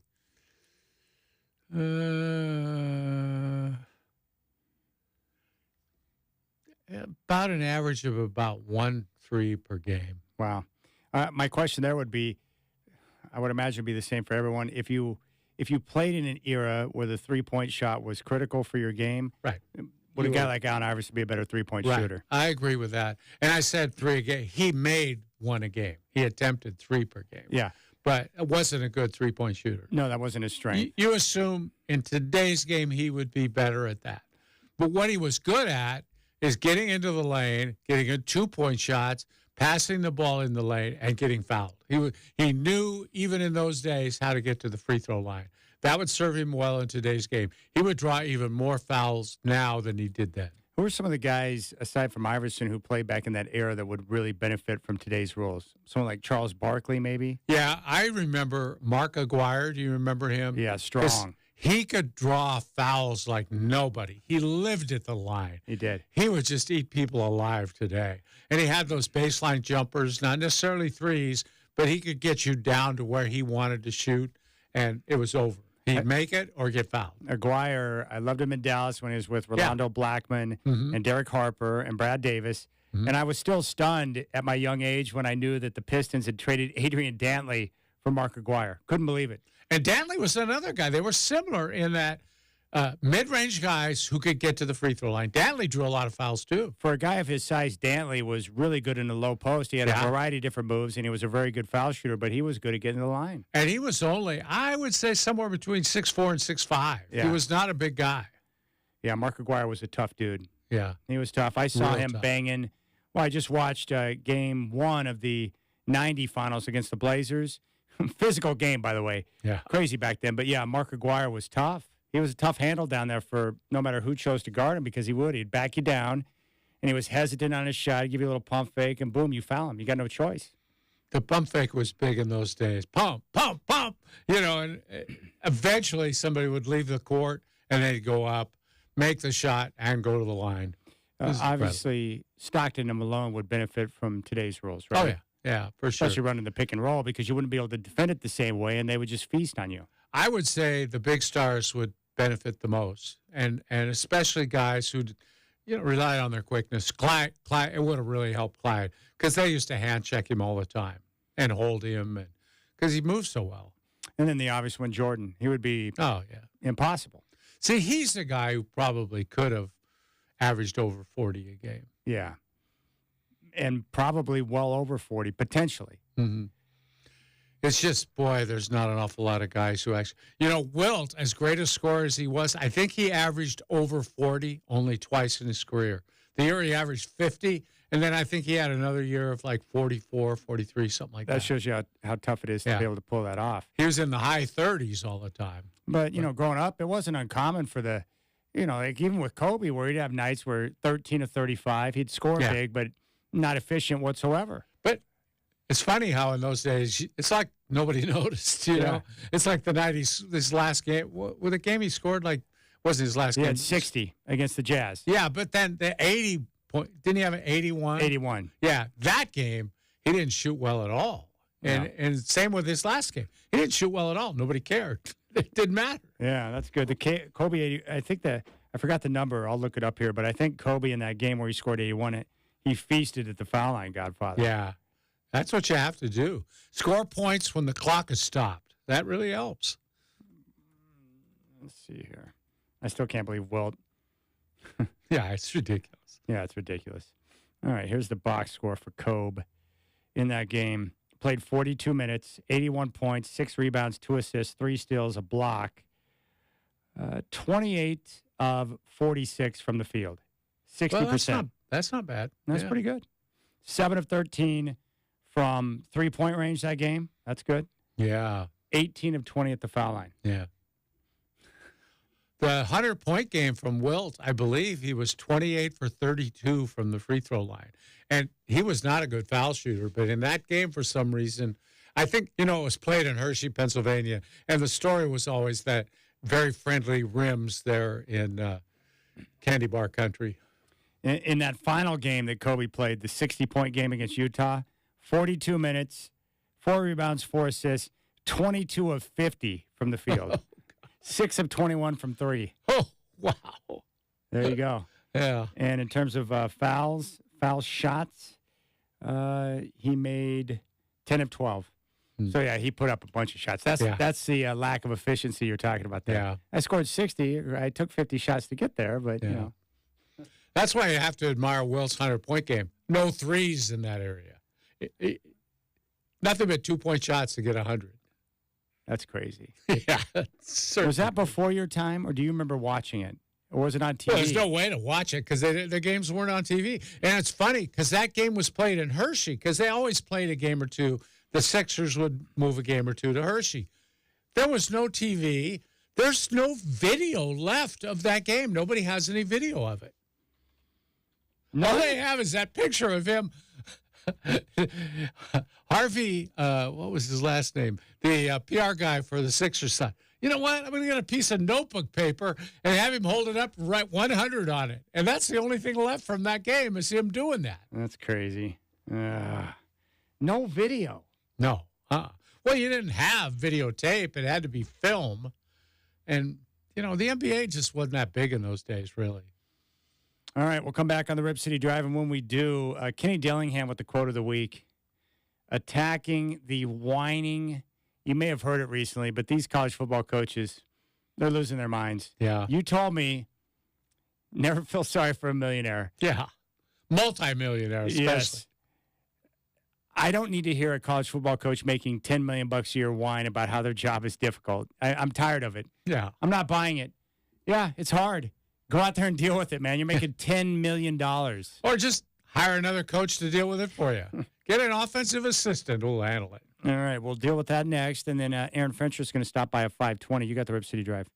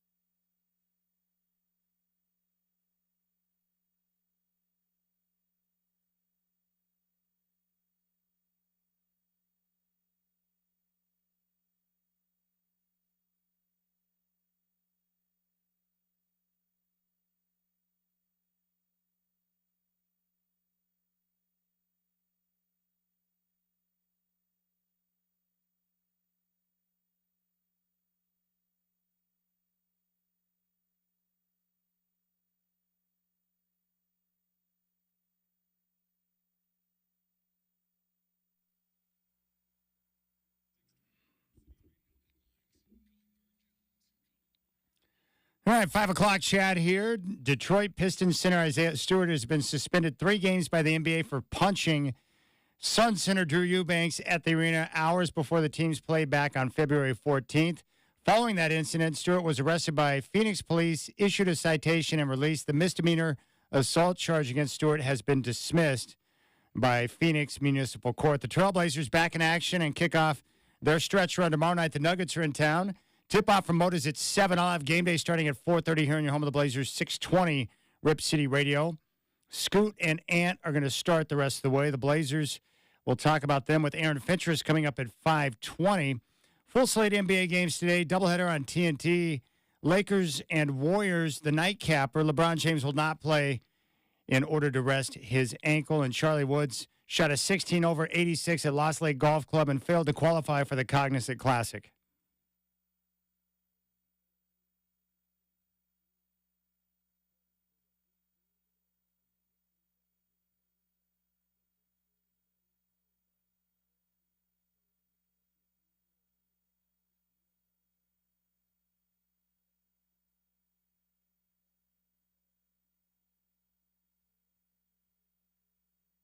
All right, before we get to the great comments from Kenny Dillingham, I wanted to play this for you because I love it. But Nolan Richardson was at the Basketball Hall of Fame and delivered a speech and was talking about Larry Bird and when he first became aware of Larry Bird. I remember this, yes. It's a classic story, so take a listen to this. I never forget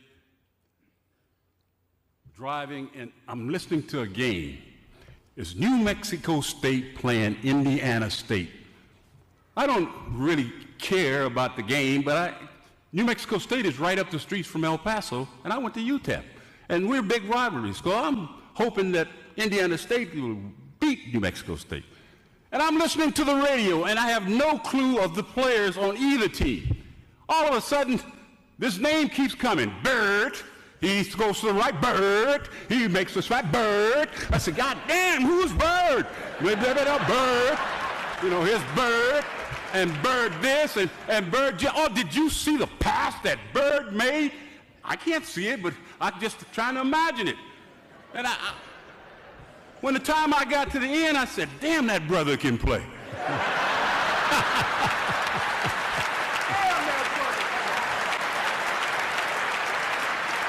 Hey, let me tell you something. When I got the newspaper the next morning and saw Larry's picture, I said, damn. That's classic right there. Yeah. That's Larry Bird right there for you. Larry Legend himself. That's good. It was great to see Bird featured so much over the weekend at the All-Star Game in Indiana. By the way, breaking news. Scoot is out tomorrow night. Oh, no. Left adductor sprain. Exactly what Chauncey was talking about. Of not having, I mean, here he wants this. He knows what he wants the rest of the season. Ant and Scoot play together. Scoot's out. There you go. So Ant will be back on the ball tomorrow night. Yeah. So they don't get to work on what they wanted to work on. No. And I saw, Scoot, he may have done that today. He was putting up shots. He was working hard today, working on a shot. Ah, dang it. Yeah, this is what I'm talking about. Chauncey you could see the distress in his face. Yeah. No continuity. All right, let's talk some college football. These coaches are starting to get on my nerves, Godfather, especially the ones who make enormous amounts of money to coach a kid's game. King's ransom to coach a kid's game. And for some reason, it's becoming too difficult for a lot of these guys. And Kenny Dillingham, who I adore, the second-year guy going into his second year with the Arizona State Sun Devils, former offensive coordinator for the Ducks, one of the youngest head coaches in college football. He has decided to take a stand. He says, quote, I literally spent 9 years of my life doing anything to become a coffee boy. So don't give me it's hard to be a coach right now. Yeah, it's hard. Then quit. That's awesome. Well, some of them have quit. That's true. But he makes the perfect point. It's like, yes, this is not an easy job. Yeah. Yes, you're responsible for a lot. Yes, it's difficult with the changing landscape of NIL and transfer portal. But we're also paid enormous amounts of money to figure it out. And we have the ability to hire people that can help you figure it out. Stop your whining is basically what he's saying. Yeah. Well, you're right.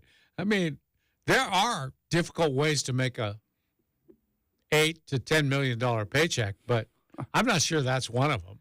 Yeah. I think a lot of people work a lot harder than that. Yeah. I understand the pressure that comes with coaching. I get it. But things change. And right now, it's the wild, wild west when it comes to recruiting and the NIL. Yeah. And the transfer portal has changed everything. So I get it.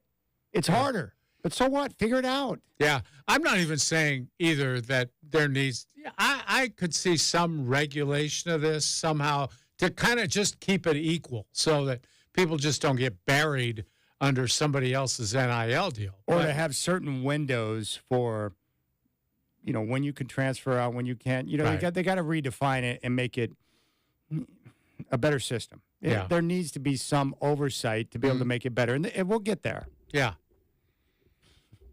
But until then, figure it out.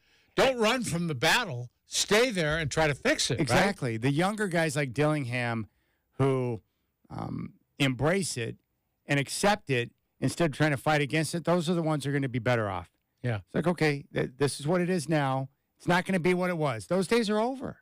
And the funny thing is about a guy like Chip always complaining about these type of things. It's like, well, he didn't like recruiting long before NIL and the transfer portal became a thing.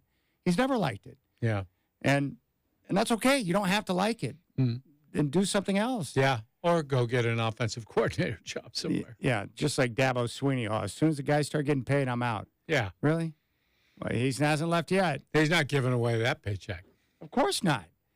So I just, but we all deal with this, right? We all deal with change. There's a lot of things that change that I don't like, but I also understand that if I don't adapt and get with it, then I'm going to be left behind. And that's what's going to happen with some of these programs, these college coaches that resist the change and don't adjust and adapt on the fly. They're going to get left behind.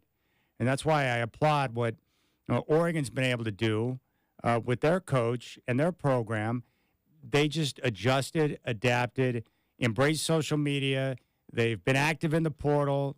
They've got their NIL situation figured out with help from, Phil Knight and everyone else, and they just going out and attacking it because they realize that's what they have to do to win. Mm-hmm. And that's the way it's got to be played, Just adjust, adapt, and move on.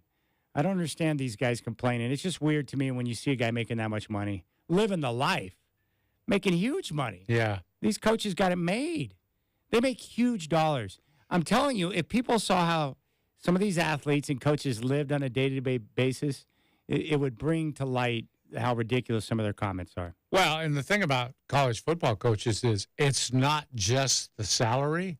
It's the country club membership. It's the car. They get everything. It's the use of the private jet. It's all of those things that they get. The use of the suite for their whole family. All these things that really add up and make the jobs even more lucrative. It's hard? Being Nick Saban and having to replace your assistant coaches every year. Yeah. It's hard, but that's part of the game. When you're good, people are going to pluck people from your staff. Yeah. Right? I don't know. Godfather. I agree that there needs to be, but the problem is as long as the NCAA is around and until we get that college football commissioner to be in charge of everything, it's going to continue to be a free-for-all out there. Yeah. What do you think the best thing for change is? The commissioner first to get one person in charge to help bring everyone together? Is that the best way to go? I think you have to start somewhere like that, Chad, because you can make all the rules you want, but unless you have enforcement, you might as well not have any rules. That's right. And the NCAA can't enforce right now. They have no power. Yeah. They'll probably, that's another, they're going to have, these schools are going to have to go off on their own. The NCAA is not helping them now. It's hurting them more than anything else. Go off, start your own thing, set it up the way you want it, get some enforcement, and then elect a commissioner of some sort who will enforce rules and be the arbiter of whatever disputes happen. Yeah, I think that's the best way to do it. And if you can get that, and you've got someone that's in charge, you get everyone to agree to this set of rules that are in place, then you can start to function. Here's the thing. Here's our organization. Yeah. If you don't want to join us, stay in the NCAA. That's fine with us. We're going to go up here, You guys stay down there. They can probably down there get some sort of a TV deal, but it's not going to be like the big boys. But that's fine too.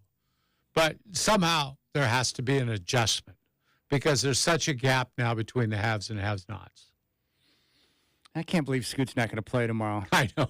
That's really crappy. That's terrible. It is terrible. It's awful. I absolutely hate it because that falls in line with everything that we've talked about. Here is this Chauncey? I think this might be Chauncey. Take a listen to this.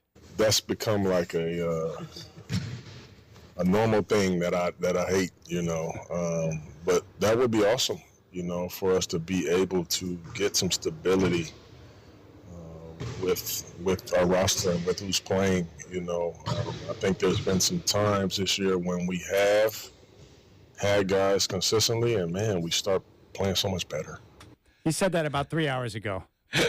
Chat, it's kind of like me wearing that one vest in here that makes noise. Yeah. That's the normal thing you hate. That's right. I love that saying. It's the normal thing I hate. The normal thing I hate. Like almost like he's just sitting around waiting for it. Okay, who's now out? who? Yeah. Can you imagine being part of the medical staff that has to deliver that news? Scoot's out.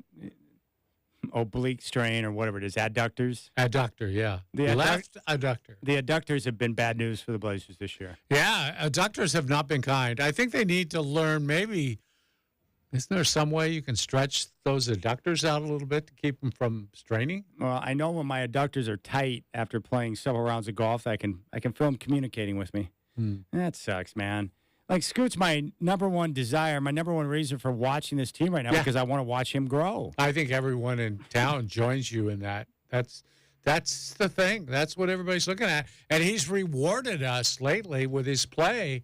Yeah, he's got to be fun to watch. I'm going to go after – I want to talk to Pooh Jeter. I watched the latest episode of The Trail last night. Yeah. He's working in Trailblazer player in development, but he's been working a lot with Scoot.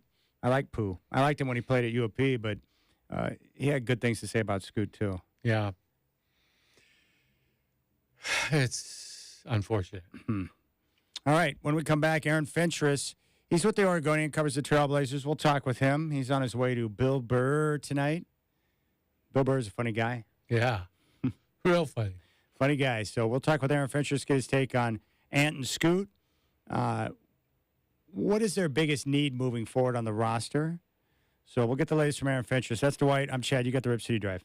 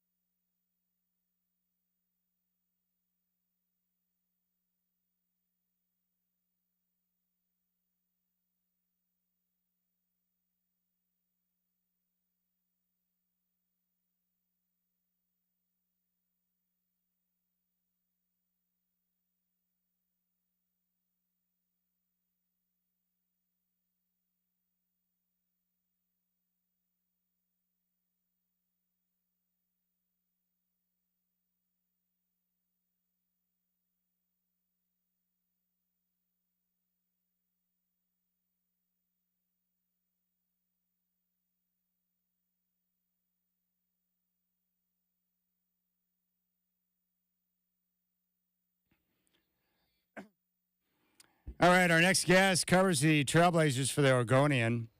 He is on X at Aaron J. Fentress, and he's back. Aaron Fentress here on the Rip City Drive. Aaron, it's so classic. You were the one that asked the question today at practice about continuity, and then we get word about 2 hours after that conversation that Scoot's out for tomorrow night's game. Classic.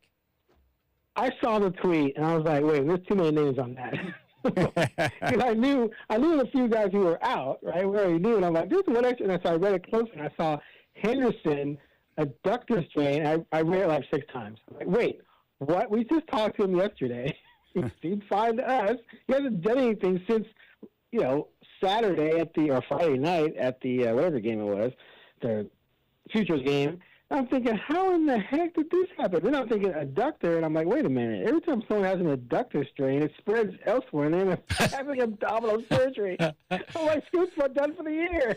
Who knew that was contagious? I had no idea, Right? This team and that injury, I tell you, man. Oh. Hey, Aaron, listen. You know what? Actually, I'm starting to feel like I got an adductor strain just from walking in the building today. Sorry, go ahead. I got to ask you, let's say Scoot gets back and they get some games here toward the end of the season where the two guards can play together, and Scoot. How do you expect that? What do you think you're going to see from that? Chaos. That wasn't funny? I thought that was hilarious. Chaos? No? Yeah, no? chaos. It's not exactly Bill Burr, but go ahead. Oh, I didn't want that. Okay. I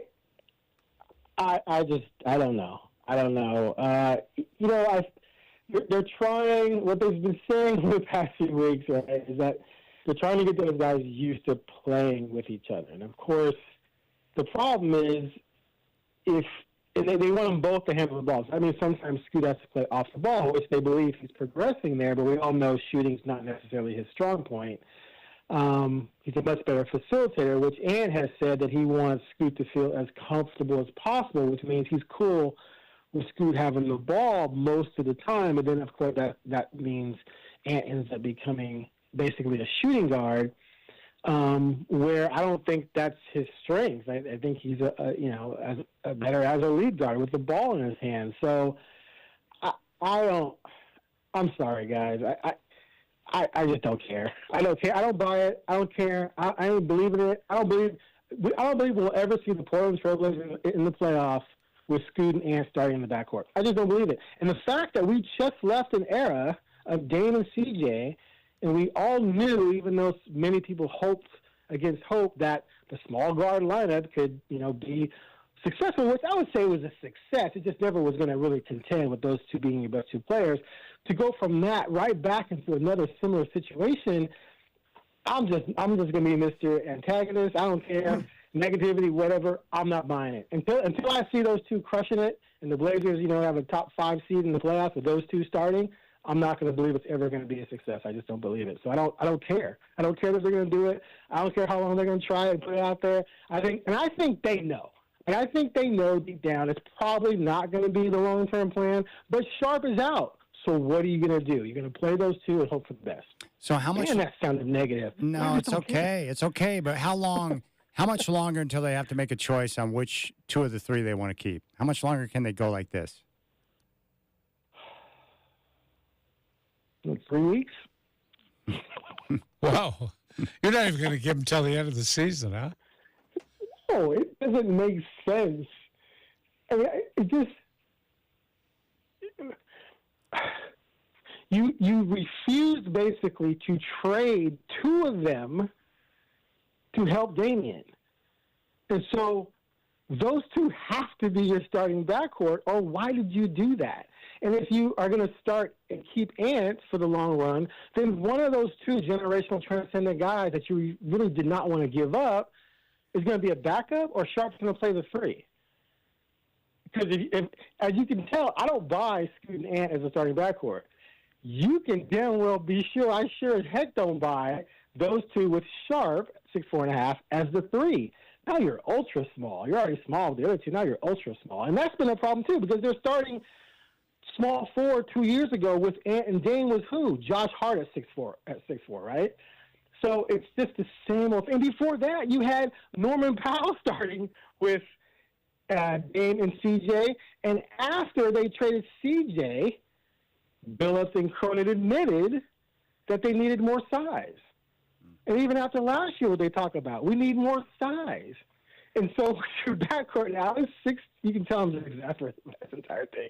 So your backcourt right now is 6'3", 6'2.5", 6'3", 6'4", 6'4". So I don't know. I think never. I think something has to change if they want to be serious or taken seriously. Like, something has to give.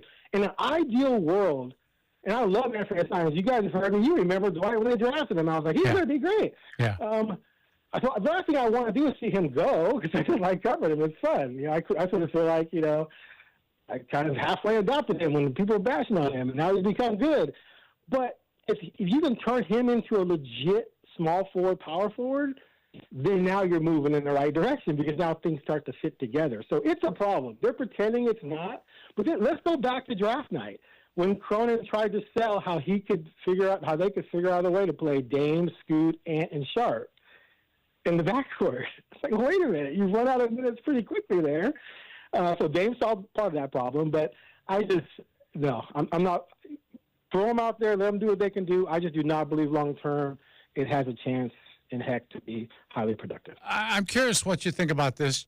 Tell me what you think. We haven't seen Sharp very much this season, but do you think he's a better player than Anthony Simons? Not right now, no. Right now, Ant's probably arguably the best all-around player on the team when he's healthy, obviously, which I just love saying this over and over again. I thought it was absolutely asinine. Like, we thought Scoot was going to beat Ant out. I thought that was ridiculous. I thought at the end of last year when Sharp had 4 or 5 good games or 5 or 10 good games at the end of the season, people thought, oh, Sharp's going to be the 2-guard next year. I'm like, what are you people smoking? Ant is better than him.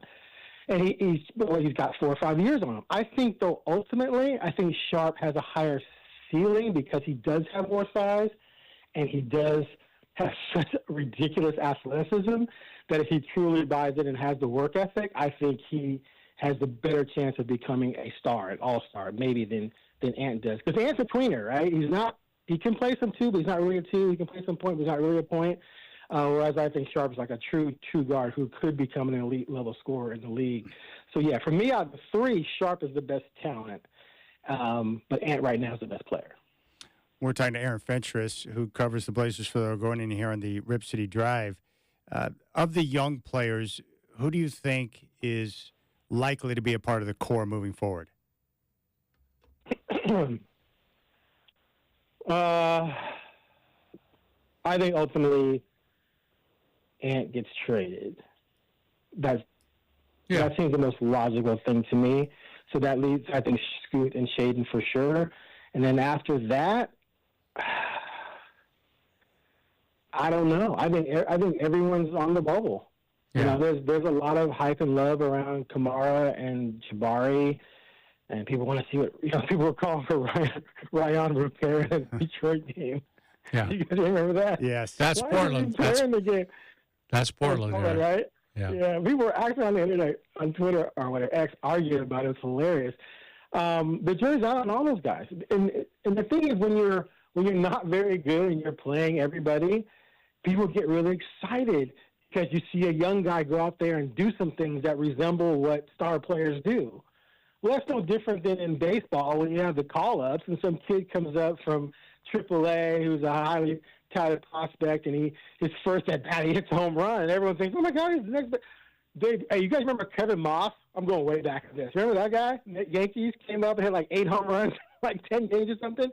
But then eventually what happens? Things catch up, and they get exposed over longer periods of time, and you realize, yeah, they're better off in minor league. So my thing with these guys is that whenever any of them play a long, extended stretch of time, they get exposed.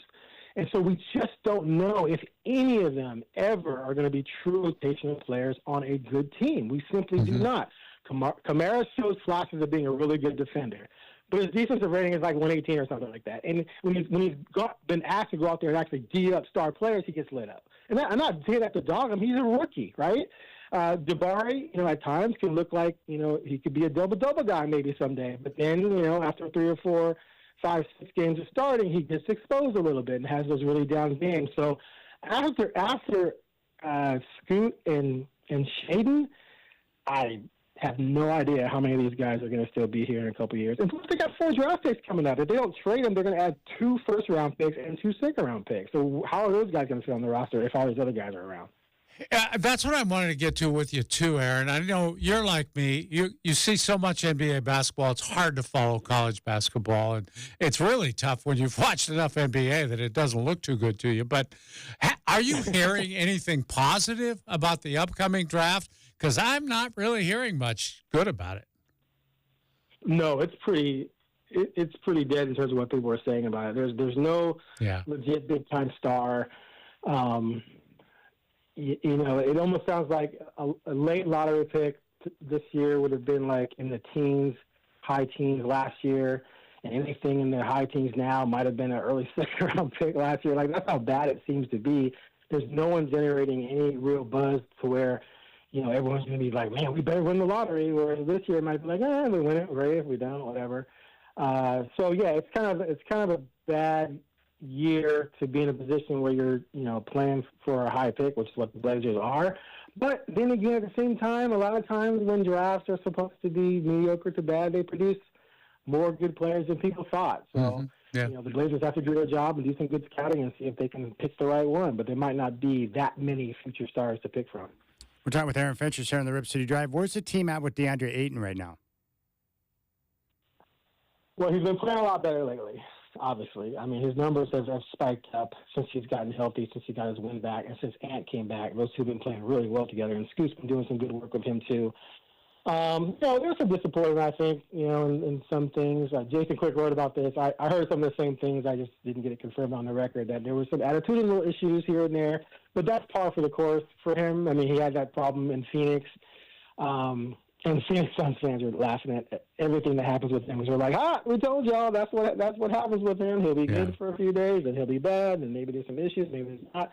I've had good interactions with him. You know, he seems like a pretty cool dude, but still, you know, working on some maturity issues. But I believe wholeheartedly, man, that he has to hit for this franchise. Like, he has to be a guy they can rely on to be a star-level center. He doesn't have to be a superstar. He doesn't have to necessarily be a true all-star every year, but just be close to that and be reliable, because as difficult as it's always been for the Blazers to go out and get bigs, you know, star-caliber bigs, which I can't remember last time they ever went out and really got one. I guess Rasheed, they left into Rasheed. Rasheed became pretty good. That was a good pickup. But anyway, my point being is that you have a big, talented guy in-house. If he doesn't work out, how difficult is it going to be to find another guy that talented unless you get lucky in the draft? So if he falls off, and then we already talked about the issues in the backcourt you have, that to me sets back the rebuild a long way. And plus, let's face it, he was the centerpiece of all the trading they did. Now, it was overblown in terms of they got Ayton in the Dame deal. Well, I mean, they got Ayton for Nurkic, Little, and Grayson Allen, who came in the Dame deal. But still, the whole flurry of trades, he was sort of like, oh, my God, we got DeAndre Ayton. And so if he doesn't work out, that really would be a huge hole in what they were able to amass from those deals. Aaron, if you had one wish for them, what do you think they need the most? What would be the best addition they could make this summer? They need another forward, man, who can ball. Yeah. You know, even there, you know, Grant has had a nice season, and he's really stepped it up. He's picked it up. He's taken on the burden. He's had some really nice games. He's played hard. Like, he's been out there on some nights where it's him. And like I said, a bunch of second-round picks and G-League guys, and he's out there fighting hard and working hard. And this is the guy who just said, I got my money. I'm chilling. This team's not going anywhere. So give him a lot of credit for bringing it every night, but dude doesn't rebound. Yeah. Right. He's your power forward. And I'm amazed by it. Like, when he came, I thought he's gonna elevate his rebounding, and he just has it. And Bills has talked about it, and Bills has told him, you know, that he needs to do better in that area. And I had even brought it up to him. He's like, yeah, I need to do better in that area. It's just not him. I mean, there's some people who just are going to go in there and fight for extra boards and make things happen, and he's just not necessarily that guy. So he's probably better off playing the three, but then there's some reservations for him there at the three. So then, you know, ideally to me, you get a legitimate starting caliber power forward that can bring some toughness, bring some rebounding, bring some defense, can knock down a shot. That's what this team needs more than anything, I think. All right, before you go, I wanted to ask you about your thoughts on the college football playoff and the setup now where it's going to be 5 plus 7. You'll get the 5 conference champions who will be at the top of the rankings, and then they'll take the 7 at large. Do you like that setup and the way they're doing it for the 12-team playoff? Makes the most sense. It's logical. There's some logic coming into play here for college football postseason. Yeah, I'm cool with it. And they'll pick the top 4. So, and here's what's cool about it for college football, because college football loves controversy. They like people talking about the playoff picture in October, right, when teams are 5-0. Mm-hmm. And so at least now you're going to have, well, who's going to be the top 4 seeds? Because that's a big deal. You're going to buy, right? So that 5th team, that 4th team, that battle for that, or at least gives you some built-in controversy to talk about. But at the end of the day, we're just done with worrying about really, really good teams being out. So I almost don't care how they format it. And if you're the 7th seed and you think you should have been a higher seed, cry me a river, just go win the damn football game. Because at least now you get to win the damn football game. In the past, you weren't even invited, right? Mm-hmm. So now we're just done with that, and I cannot tell you how little respect I have for not college football itself, the players and coaches, but how little respect I've had since a child and how college football handles its postseason. It's been so stupid to me. They're finally fixing it. So how they want to format it, I don't care, because I'm looking forward to actually seeing every team that's deserving getting a shot. All right, buddy. It was good to see you today. Have fun at Bill Burr tonight, man. Oh, yeah. I'm going to have a lot of fun. All right, Aaron J. Fentress on X. He's with the Oregonian. Thanks a lot for your time, buddy. Enjoyed it. There you go. There's Aaron Fentress. Yeah. Yeah. So, I mean, he sees it the way we do. They're going to have to make a decision with the backcourt. Mm-hmm. Logjam. They do need Ayton to hit. They need him to become something, because you can't replace that type of talent. Yeah, no, if he doesn't hit, oh, boy, that's a setback. But if let's just take a look at the summer. I mean, if you settle in on, let's say, Scoot and Shaden as your backcourt, and you've got Ayton in the middle, and you've got Jeremy Grant, and if you can go out there and use some of your assets to go and get what Aaron just pointed out, the small forward who can ball, then you've got something that, respectable that you can start to make things happen with. Yeah. Even if they go get a small forward, he better be a rebounder. Yeah. Yeah. There's no question about it. Because, with the 2 seconds and the 2 firsts, they're not going to draft 4 players and keep all 4 rookies on the roster. That doesn't make sense. So you have more guys that need time to develop. That doesn't make sense to me. So I would expect this summer to be, fairly active. Plus, they've got other vets too, that they can, Brogdon was not moved at the deadline. He'll most certainly be moved come summertime. Would you like to see, rather than draft picks, maybe a package of draft picks and, say, a Brogdon or Simons or whatever, to get a solid young player who's proven himself in the league? Yeah, young forward. Yeah. Yeah, I think that would be the best case. And then make a decision on your backcourt. Mm-hmm. Make your decision on which 2 of the 3 you want to keep. Based on my experience, I would say if you have a front office that's drafted 2 players, I would guess that those 2 players are going to have a better chance to stick with the team. Yeah. I love all 3 of the guys. I'm excited to see what Shaden can become. I'm a big fan of Scoot, and I love Ant.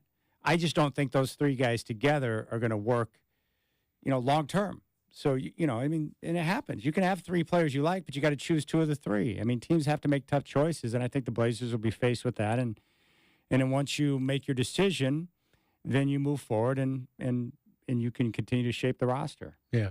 It's tough, though. You can imagine the stress that comes over, general managers when they got to make choices on which players to keep and which ones not to. Yeah, because they know they're going to get second guessed if it doesn't work out. Plus, they haven't exactly had the kind of season where they could make the kind of choice and have the kind of data that they were looking to have.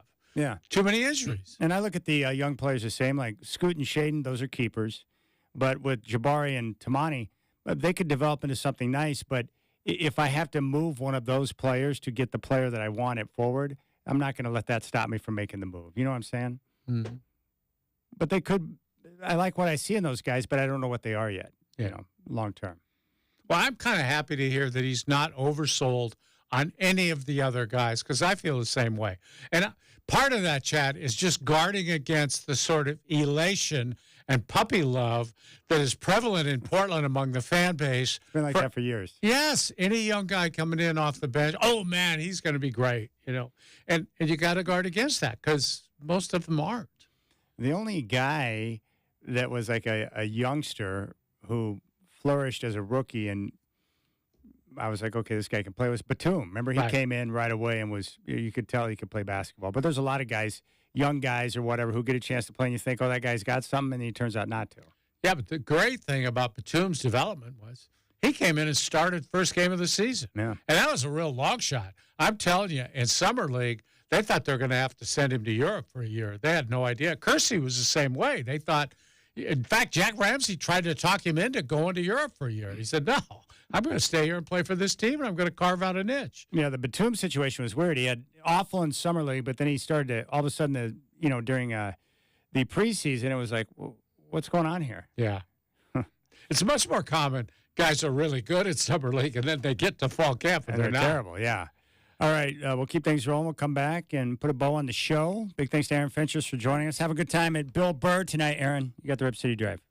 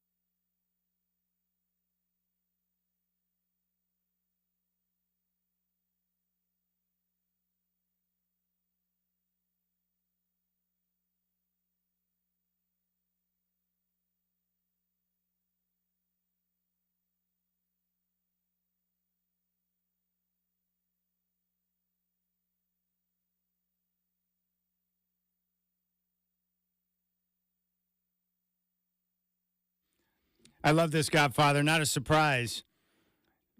But Greg Roman, who's the offensive coordinator for the Chargers, Greg Roman, of course, has a lot of experience working with Jim Harbaugh. Their plan for Justin Herbert, run the football. Yeah. Yeah, we're going to run the football a lot. Mm-hmm. We're going to have balance in the offense, and we're going to put our quarterback in a position to have a great success. Yes. Give him a chance. They won the coaching hires. Of all teams, all off seasons, the Chargers hit the home run. Yeah. They went out and did what they should have done and hired Jim Harbaugh. It was genius. No-brainer. Have you seen any dollar figures assigned to that contract yet? I have not seen a word about it. I haven't seen any specific numbers, but I can imagine. Yeah. What are you imagining? 20. Notice Harbaugh's not whining about how difficult it is to coach. Yeah. $20 million. In fact, who was it that hit me up? This is exactly what you were talking about. But I got this from Jeff. He said Sark got 2 new cars and a private jet from Texas for the new extension. Yeah. Oh, it's such a hard game to coach. They have everything. And these are guys flying around in private jets, and they have everything right there at their disposal, and they're complaining about their job. Mm-hmm. They got everything they need. It's incredible. And then some. And I mean, look at their offices, for crying out loud. Look at the plush world they live in. It's unbelievable. They have the best of everything. Yeah. But the job's too difficult. I can't wait to see what kind of house Harbaugh's living in down there. He might have to go out to Malibu, I think. It might be a nice place for him. You know, it's going to be amazing. Like, we all know that Brandon Staley didn't do a good job with the Chargers. Yeah. I don't think people understand how good of a coach Harbaugh is. They're going to be significantly better. It'll be astonishing how much better of a football team they are. Yeah, from day one, right? From day one. Like, I have no doubt that's a double-digit win team. They'll definitely be in the postseason. I don't know if they'll fit in the division, but they're a playoff team without question. Yeah, and there's not going to be this big transition. Well, give them another year or so. No, it's right away. It'll happen right away, won't it? Yes, with a quarterback like that and the roster, some of the pieces they have in place, it's a no-brainer. Harbaugh's that good. When you hit the coach right and you've got the quarterback in place, it's just you're going to take off. It's going to be quick and fierce for the Chargers. And it pains me to say that because they're in the same division as the Broncos, but it is what it is. Oh, by the way, who is the main contender to Denver in the West right now in your mind? Is it the Clippers? Is it the Suns? Is it the Timberwolves? Right now, it would be the Clippers based on how well they played. It's just that I think the Clippers would have to depend on somebody else to beat Denver because in a 7-game series, I don't think they could beat the Nuggets. They're not big enough. So what you're saying is that someone else take out Denver and then the Clippers have a clearer path. Yes. Yeah. Yeah, Minnesota could take out Denver. I don't expect it. They wouldn't be favored, but they have the kind of size it would take to beat them. And they've got a burgeoning star in the backcourt that could probably handle Murray. I think the only thing that can prevent Denver from getting back to the finals this year would be injury. That's it. I don't see a team in the West good enough to take them out in a 7-gamer. Not with the way Jokic is playing. He's just at the height of his powers. He's too good. Yeah. And when you combine him with Murray, when he's playing well, that's a tough combo. And they've got great role players that know how the coach wants them to play. And the fact they won it last year, there's the swagger you get from that and the confidence you get from that. They can get behind in a series. They're not going to panic. No. Yeah. I agree. You can see it in the team. A lot of teams, they just need to get over the hump. And once you get over the hump, it's a totally different ballgame. Mm-hmm. So think about their mindset going into the postseason now. It's like, no, we just got to be healthy. We're going to be fine. And you'll see, my guess would be Coach Malone will start to crank up his intensity level.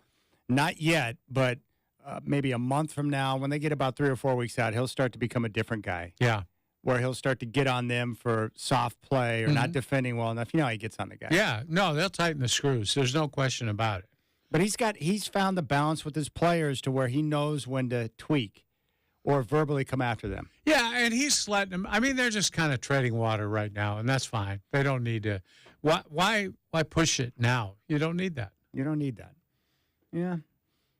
I didn't want to admit it, but yeah, Denver impressed me last year with that title run. And now when I watch them play now, I'm like, ooh, Jokic. They're good. And I appreciate the way Malone is coaching them because they share the ball. Their assist numbers are way up there. They share the ball. They play it the right way. They play the way that you want a team to play. I just think a finals between them and the Celtics would be terrific. Yeah. I don't see anyone beating Boston as of right now. I don't see anyone knocking them off. They're too good. Milwaukee's got issues right now. I don't think they're going to be able to solve it by the end of the year. That would be my guess.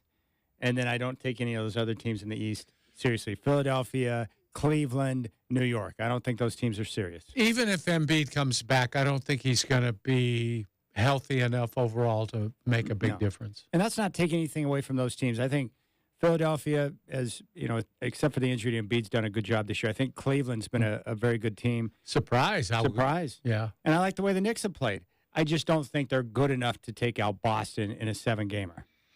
Boy, New York has gone overboard on the Knicks. They are so crazed about that team. Everyone wants the Knicks to be good. The one thing I can't wait is if the Bucks, when they get knocked out, who is Doc Rivers going to blame for his failures this time? That's the big question. Who's he going to point the finger at? Himself? Probably not. Well, let's just say he won't take the blame, and he won't be able to point the finger at Giannis. So I wonder who is going to take the blame. You point the finger at Dame? Yeah, probably. Maybe. Yep. It's funny when you hear these players talk after having played for coaches, you start hearing about the things they don't like. Mm-hmm. I think it was J.J. Redick who said it this week. The players don't like his blame game. Yeah. It's like players will be accountable for things they do in most cases, but don't blame us for your faults. J.J. went a little crazy on him for a guy who I think that was probably the best he's ever played when he played for Doc. I would agree. It's just weird. I didn't know until this week until I heard different players talk, but George Karl mostly hated by players. Yeah. PJ Carlesimo was crazy. I didn't realize how crazy. And then Doc Rivers, I had always heard for years, Dwight, that he was beloved by players. I think he was earlier. Like in Boston, I'm sure they loved him. Yeah. You win a championship with someone, you tend to like that guy for the most part. He was good in Orlando, too. Yeah. He made a mediocre team pretty good. Yep. I think they were up. Oh, yeah, that was the first of his big failures where they were up big on Detroit, and then they gave up that, was it like a 3-1 lead, and Detroit came back and won the series. He's given up some 3-1 leads. I don't know. But, yeah, I like Denver. I like them. And I pull for them from the standpoint that I like Adelman's son, too. So, yeah.